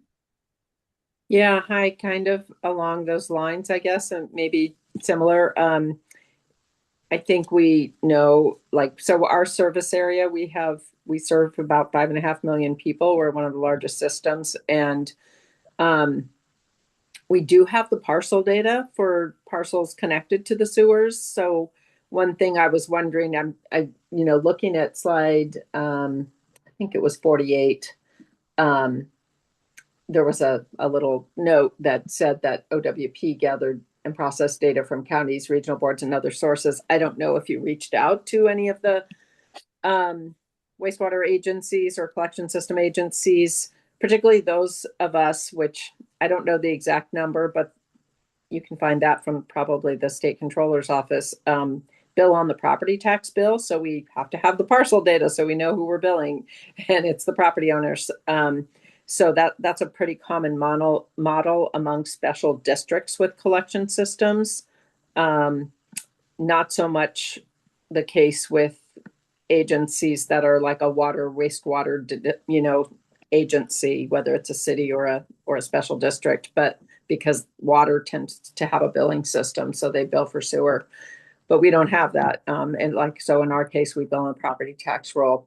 So I think when we've asked before about like where our on-site systems or, questions along those lines to our folks, that kind of have this data, they basically just say, well, we can give you like a GIS map and show you all the parcels connected to us. We don't know what's going on with the rest of the parcels, right? So that's, where your gap is.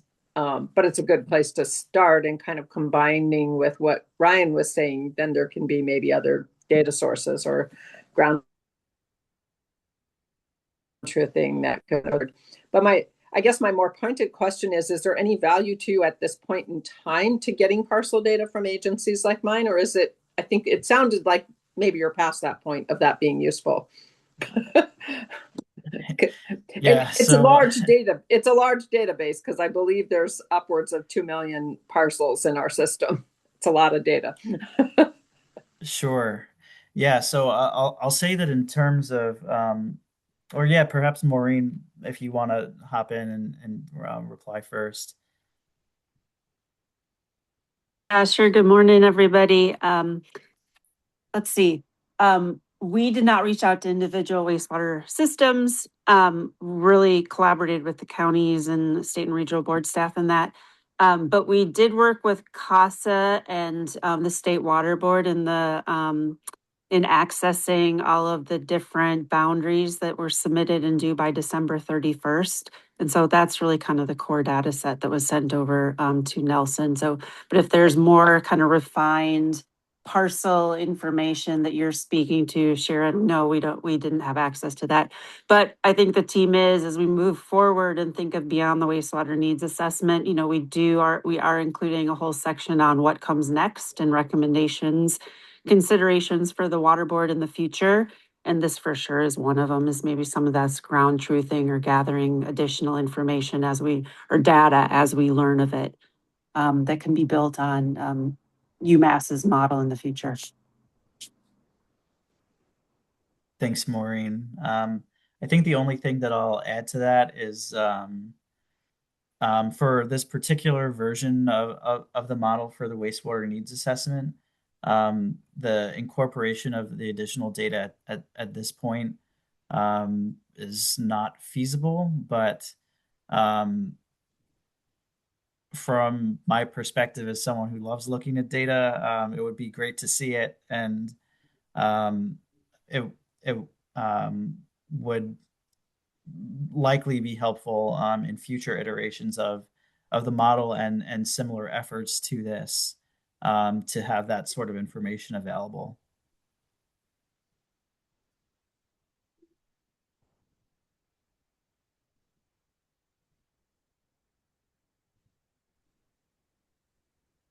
So we still have a few minutes left. If there's any other questions or comments, I'm not hearing or seeing any. Otherwise, I think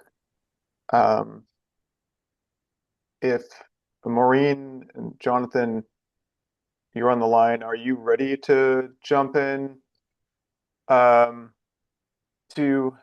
the next segment, or just want to make sure because we're a little ahead of time. Otherwise, we can take a short break. Whatever works for the group. I could talk very slowly and take up the 20 minutes. Well, yeah, I think you're here. We're good to go. Just didn't want to surprise you all. Let's go ahead and transition then.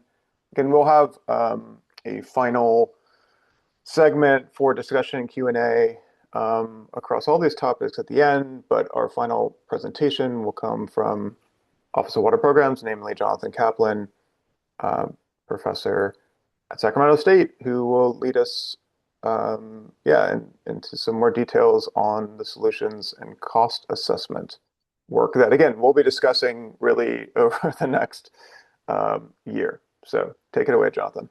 Thank you, and good morning, everyone. I'm glad to be here.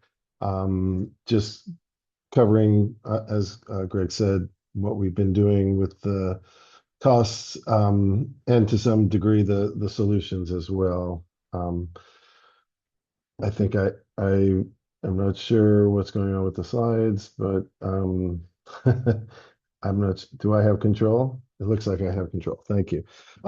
Just to reiterate, our challenge is trying to estimate the cost to bring the inadequate facilities and systems back into compliance, in the sense that address the violations that were flagged that led to facilities or systems being placed on the various lists. There we go.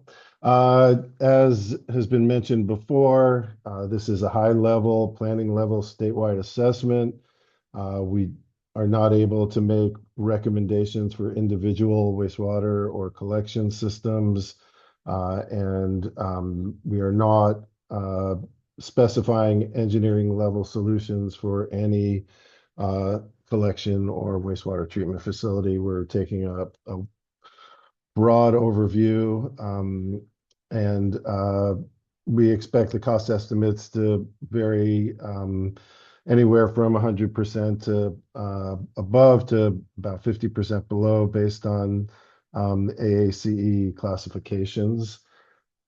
Let's see if I can get the clicking right. As we've shown this before, this sort of breaks down the flow of trying to identify solution costs. We have been working for many months now identifying capital costs, operations and maintenance costs, as well as managerial assistance costs for the various remedial actions that have been identified to address the various violations that have been identified in the list, the inadequacy list. Once we and that process has led us to the Department of Finance financial assistance engineering reports that we've been scouring through in great detail. We've also, in some cases, relied on the scientific literature. And when I talk a little bit more about the data, we've also been able to benefit from the generosity of Sharon Green for sending us data about LA County. We've also met with private consultant to get some sort of ground truthing on some of our costs as well. And I'll talk a little bit more about that in a little bit. But once we have these costs, and we have actually a great deal of costs already accumulated, we went through a process of normalizing those costs so that they're all basically in the same cost comparison. And so we used RS means, which is consistent with what was done in the drinking water needs assessment. And we also currently have converted the cost estimates into 2025 dollars. And then once we make it through 2026 and have inflation estimates, we'll be able to adjust the cost to 2026 dollars as well, based on the California CPI for urban expenses. Once we have those costs and properly normalized, we've been able to estimate a few of those cost curves, and I'll show you some of those cost curves in just a little bit. We haven't focused in great deal on the operation and maintenance costs, but those follow pretty closely behind the capital costs. Once we have estimated those capital costs as is standard, we will be applying soft cost multipliers, and you can see off to the right there. These are generic categories pulled from the drinking water needs assessment. And as we found, and is not too surprising, the categories do not necessarily align one for one with what we found in the engineering reports. But with the help of some scouring as well, we've been able to come up with some numbers to use for our analysis. Once we apply those soft costs, we can estimate all of our capital and operation, maintenance, and managerial costs, and basically end up with a cost for the solution package. See if this will help. Oh yeah, there we go. One thing to stress is that trying to find the cost data within the engineering reports. I think we had over 200 engineering reports, many of them, 20, 30, 40, 50, 60 pages long. Took a great deal of time. And so we've been using a large language model supplied by Google to sift through those engineering reports. And with a lot of learning along the way, we've been able to narrow our scripts for finding the costs, as well as finding the different scaling metrics that we'll use. And I think we've done this process about 8 or 9 times now, so we're really quite proficient at scraping information from these engineering reports. Just to give you a sense of the process that we've been going through here. Come on, slides. One more click.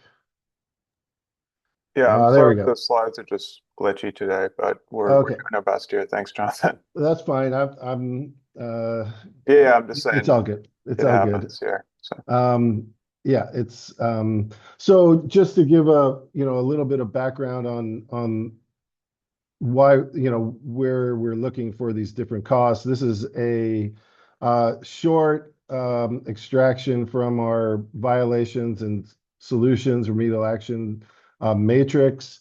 Let's see if we can get a little bit ahead of us here. And so as you can see here, if we find violations for BOD and BOD alone, we have particular remedial actions that we specified here. And this is for an activated sludge treatment facility. We have remedial action further down. I can't show you those because the slide won't facilitate that, but we have remedial actions for biofiltration systems, conventional treatment ponds, modified treatment ponds, aughts, primary, secondary, tertiary systems, as well as sequential batch reactor systems. So there's a great deal of violations. I should mention that these are associated with the WDR violations. We have different types of violations over there on the left-hand side for MPDS, as well as SSSGO violations as well. We focused on the WDRs first, and I'll be talking about those exclusively today. But this gives you a sense of at least the solutions and the remedial actions needed to address the different violations. And you can see that BOD comes up quite a bit in combination with other violations. And so there's a set of remedial actions that we are estimating the cost for in order to build the solution costs. And probably click ahead. So as I mentioned, we've been working to match the violations with these solution remedial actions. And then we're taking our DFA capital projects and trying to match them up with both the remedial actions and the solutions. The capital projects that are reported in the DFA are not associated with any specific violation, and so there was not a one-to-one match as well. And so working with Harold and other engineers, we've been able to identify the capital costs that go with the different solutions based on the remedial actions that we have gleaned from those capital project reports. All right. So as I mentioned, the data has come from these DFA reports, and we've calculated, as I said, capital costs and O&M costs. We also have some regional multipliers that we're applying because, as was done in the drinking water needs assessment, there's a delineation between rural, suburban, and urban costs, given that construction costs differ by regional specification. And so I'll talk about that in just a little bit. And we also, in complying or being consistent with the drinking water needs assessment, and given the fact that costs occur over time, we also account for inflation using the California CPI-U. I think it's currently at 3.1%. We'll make a final determination again once we get to 2026 about the inflation rate. I should click a little bit ahead of myself. As I mentioned already, these are the different cost estimates that we're working on. And so just to sort of reiterate that, the engineering reports are providing us with a wealth of information on capital costs or data, O&M costs, as well as the soft costs. We've also gotten all of our scaling factors for the different cost curves. And so we've used design flow, average dry weather flow has been our most common metric. But also for basins and ponds, we've been using volume to delineate the costs. And then originally, when we were looking at collection system, I&I repair or installation, a lot of the industry cost curves were based on pipe size. However, given that we're taking a satellite view, if you will, a very statewide view, we're not going to be able to determine what size pipes are going to be placed in the various solution packages that we put together. And so we've been able to estimate cost curves for collection systems based on linear feet of replaced or installed pipes and such hardware, capital expenditures. All right. So I've already mentioned we've iterated many times and really tried to narrow the scope, and we're feeling very confident at this point that we have scraped enough and gotten really well-verified information. We've done a lot of quality control checking to make sure that the engineering reports that we have scraped are the information that we're getting is what we're wanting to get. And so as another check, as I mentioned, we've been comparing our cost curves to past industry cost curves. I don't know, I can't see underneath there. But EPA has some cost curves out there. As I mentioned, LA County Sanitation District, Sharon was able to send us a whole bunch of data for projects down there. And we've consulted with the engineering consultant and trying to make sure that our costs are in a reasonable range of what would be expected in other size projects. Small challenge with some of these larger systems is that many of the systems that are in the LA County data and engineering data that we were able to view is that the size of these operations are very, very large, and we might not expect those costs to be representative of small, isolated urban collection and wastewater treatment facilities. And so nonetheless, we've used those to try to make sure we're within a reasonable bandwidth of costs. At the end of our process thus far, we have 24 remedial actions that we have costs for. And these are, some of the bigger items, storage basins and aeration improvements and UV disinfectant. But within those broader categories, we have many of the itemized costs as well for the different inputs that go into each one of those remedial actions. And so there's the spreadsheet seems to be getting larger and larger with each day, whether someone's working on it or not. But nonetheless, we're feeling pretty confident. Many of these remedial actions are the same remedial actions that we would expect for NPDES violations, and our I&I repair and installation work is presumably what will help us with some of the SSGO violations, as well as pump houses and lift stations and or pump stations and lift stations as such. Let's see here. For our purposes, because we don't want to build from the bottom up, we're trying to prioritize estimates based on project costs for the remedial actions instead of trying to recreate them from estimating cost curves for individual items. We've been able to do this for most of our remedial actions thus far, and haven't yet had to build up from the bottom. Let's see here. Right. And so once we have all those costs estimated, we can then aggregate them to get a cost for the particular violation type, if it's BOD or other type of violation. Okay. And then linking up those cost curves, violations, and remedial actions for all the different types of WDR violations. And so we're in the process of putting all of that together and should be finished with the WDR matrix and costs in the coming week or two as the end of the semester approaches and everybody seems to be having a lot on their plates.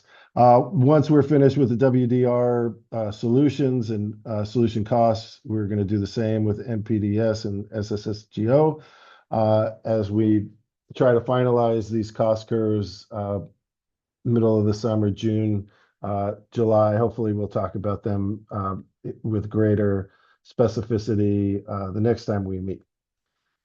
See, just to sort of give you a little bit of background on the regional multiplier and inflation. Well, I've already mentioned the inflation. There's not much to explain there. But what we're doing is slightly different with the regional multipliers than what was done for the drinking water needs assessment. What you see here is the data from the RS means. It's from 2019. It's the most recent data that we have available. And what I've done in order to estimate the multipliers for the regional estimates is I've averaged the different CCI cost measures for the different regional categorizations, regional, urban, and suburban. What was done in the Drinking Water Act was they took the US average for the CCI for rural, which was 3.0 at the time, and for urban, instead of using an average in the drinking water needs assessment, they used San Francisco. You may not notice it, but San Francisco at 3.89 over there on the left is the largest cost CCI measure among all the urban cities there. I'll show you the urban, the breakdown of the different types of regions in just a second for California. And then for suburban, the drinking water needs assessment, instead of taking an average, simply chose Oakland as the cost for suburban areas. And then you'll notice there, Oakland at 3.97 is the largest of all the CCI measures in this data. And so we felt that using San Francisco and Oakland were not representative of some of the other urban and suburban areas in California. And so we chose to use an average of the rural, urban, and suburban, since we think California is different than the rest of the US, and Oakland and San Francisco are not necessarily representative of all of the urban and suburban counties throughout California. So moving along, we constructed two measures, one to convert everything into rural cost, similar to what was done in the drinking water needs assessment. And then in order to get all of the costs into rural costs to estimate them, you see there we had multipliers of 1, 0.93, 0.95 for the different regional delineations. And that's just using a simple deflator metric there. In order to convert the costs back into suburban and urban costs, once we get done estimating the cost curves, we use the cost inflator, which really, it looks more complicated than it is. It's really just the reciprocal of the cost deflator. But I, for some reason, decided to make it more complicated. But once we estimate the cost curves, we can then inflate them so that they represent suburban and urban areas. This is very similar exactly to what was done in the drinking water needs assessment. You can see there in the bottom panel where all the different counties were designated in the drinking water needs assessment.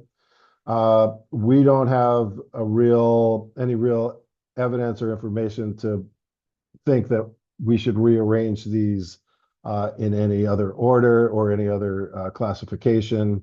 And so we are following the same delineation that the drinking water needs assessment did.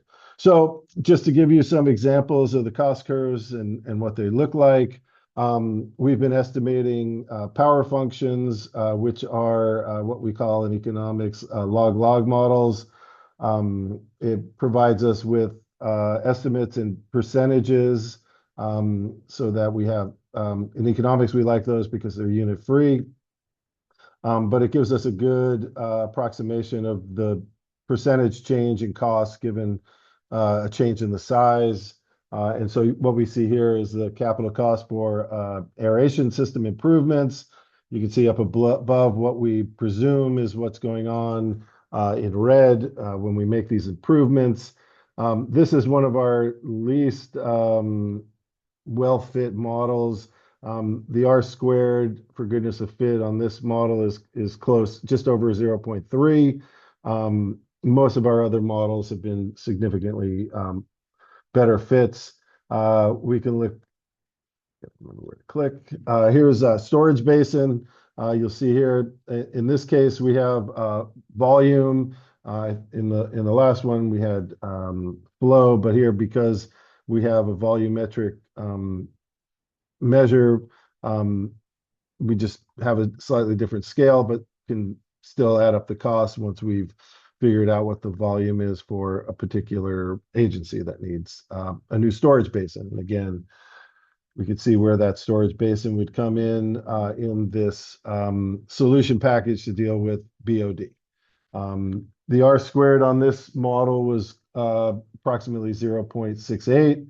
So it's doing a really good job of capturing the variation in the costs. Moving along, we have with these particular systems, we may also want to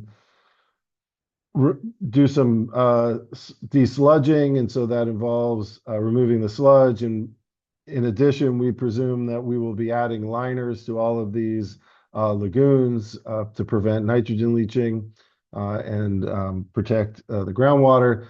And so what we have here, again, because of the nature of the size, we have a linear area here. It's in acres, but we're going to be changing that into volume as well, so that we can get a proper measure for the liner rather. The R squared on this is about 0.7, 0.75 actually. And so it's doing a pretty even better job of fitting the data. You can see it's all very close to the line in this situation. And then our favorite, because it's the most well-behaved, we're getting close to 0.9 in this situation. This is for I&I repair and I&I construction. What you see here is that the I&I construction and repairs are nearly identical because very similar work needs to be done to fix collection systems. And actually, the model on the left-hand side there that we have specified is for combining all of the data for construction and repair. And we have as I said, in R squared, very close to 0.9 in that situation. And so we're feeling very comfortable about these particular costs as well, as we consider different lengths of repair work that is needed in these systems.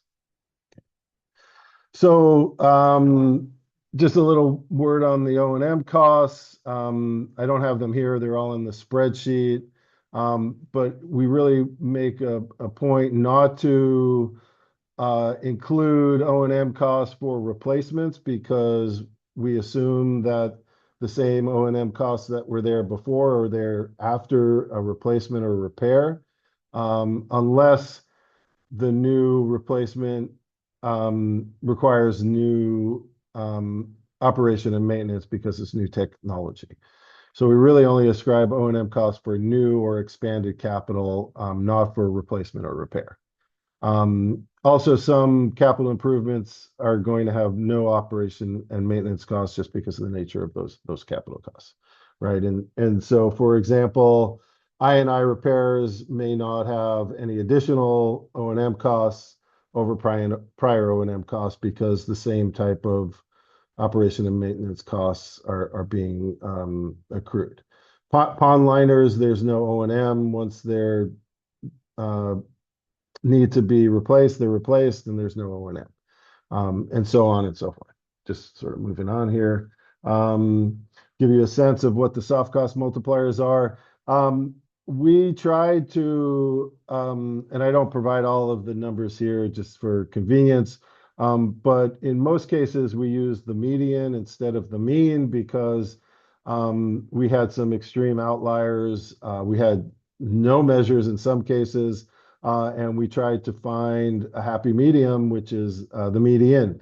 And so what you see here are the costs that we took from the cost and return studies for the different types of soft cost multipliers. The only one that's a little bit less certain is the electrical for construction. We could not find specific estimates for that in the cost and return study that we felt comfortable with. And so we sort of fell back on the consultant to see what was present in some of the engineering estimates that they were providing us. And so these costs are fairly similar to many of the engineering reports that we work through. And I'm happy to share the spreadsheet on that with anyone that would like to dive deeply into those types of numbers. On that note, I think I'm just about done. Yeah. Yeah. So, well, are you done? Let me. Yes. Yeah. I think this is you guys. Yeah. Well, so yeah. On that note, we can transition to questions, discussion. I know that was a lot, but we want to give you all the details we can, especially as this is really an unprecedented and incredible effort by the team, particularly Jonathan and others at the Office of Water Programs. So with that, I'll just go ahead and open the floor, and I see Paul go ahead and jump in. We have about, I'd say, up to 15 minutes on this, but we want to let people go as well. So go ahead, Paul. On the fourth graph, it's labeled as effluent violations for soluble BOD. It's also, you mentioned I&I. Yeah, that's mislabeled. Thank you. Yeah. I couldn't my apology. Yeah, that's okay. Yeah. Thank you. That's all I need. Okay, that was easy. Debbie.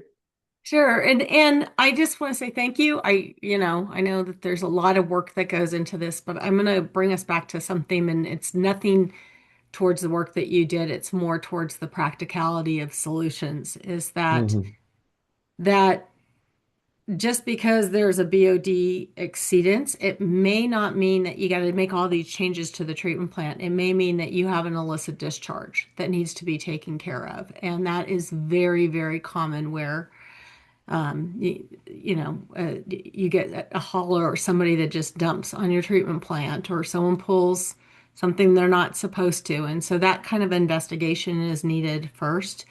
It's also, as I looked at a lot of the collection system, what triggered somebody in that area, it might be a public education the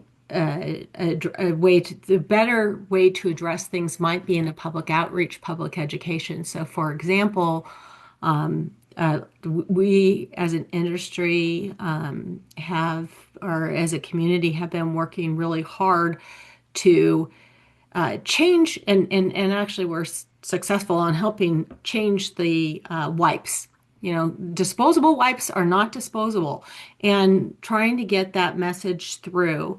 And yet, as I looked at many of the reasons why certain communities were put, in the violation or in the inadequate list, it was because they had probably portions of their community that were disposing wipes. That was the problem.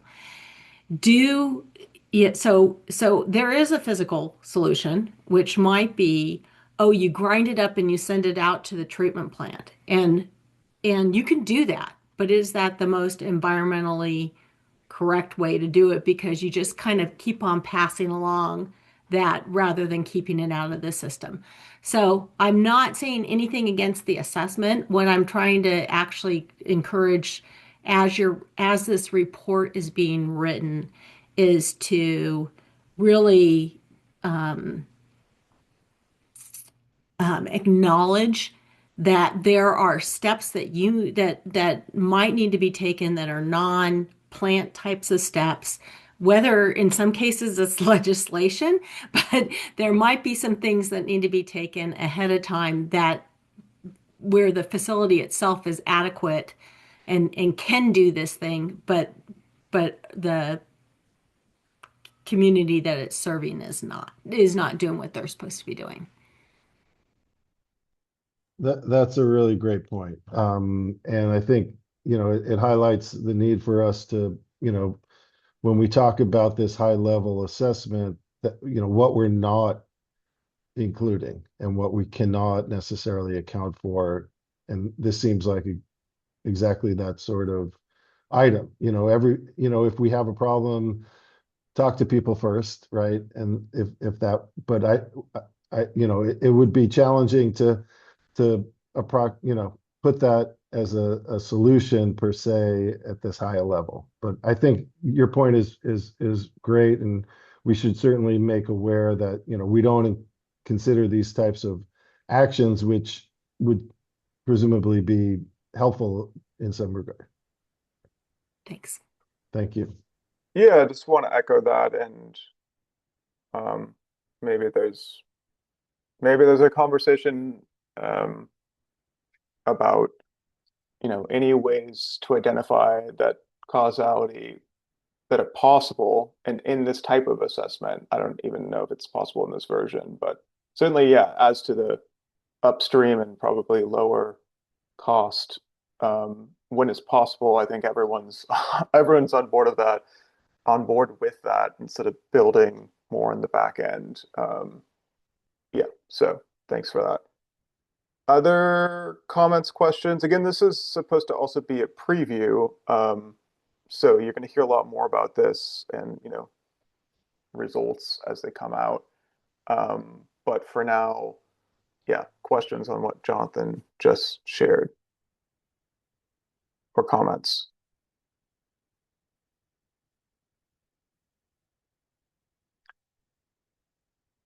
I'm not hearing or seeing anything, in which case I'm going to go ahead and, instead of moving immediately to the wrap-up slide, see if there's, because we're near the end of our allotted time, 12:15 kind of being that. So I see, Wajier, you have your hand raised, but also just for everyone else, if you have any other questions or comments on anything that was shared in the meeting today, let's say that now is the time, and then we'll just close with our final slides. Go ahead. Yeah, just thank you so much for all this information and the incredible work that you guys are doing. I totally agree with what Debbie was saying in terms of education. We do a lot of outreach and we do a lot of education for our communities. And some of the systems that were on the initial list were quite concerning, because I believe that they are doing an excellent job in educating the communities and trying to ensure that that we provide adequate services to our community. I do want to make a point here in terms of, if the initial list is going to set, I guess, is an important piece that goes into the solutions. So I feel like when you do outreach to those systems on the list that are inadequate, that's a very important piece, because you'll be able to understand what the problems are, and then you can design the solutions that are sustainable. So those systems that are already trying to prevent these things from happening, or have had some one-off events that are triggering them to be on the list, they should be offered some type of an off-ramp, and should be offered some type of, just based off their history, a practical way to get out of that list, and to ensure that the actual needs of the communities are addressed, rather than just putting systems on their list which shouldn't be there. So just wanted to make that point. Thank you. Yep, thank you. Are there any other final questions or comments?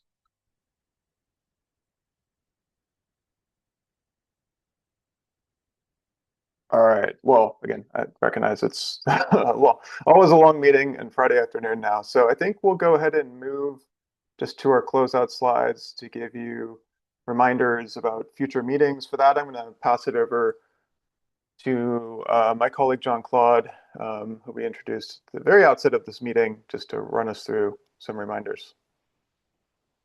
Thanks, Greg, and thanks everyone for this meeting and for everyone who provided comments.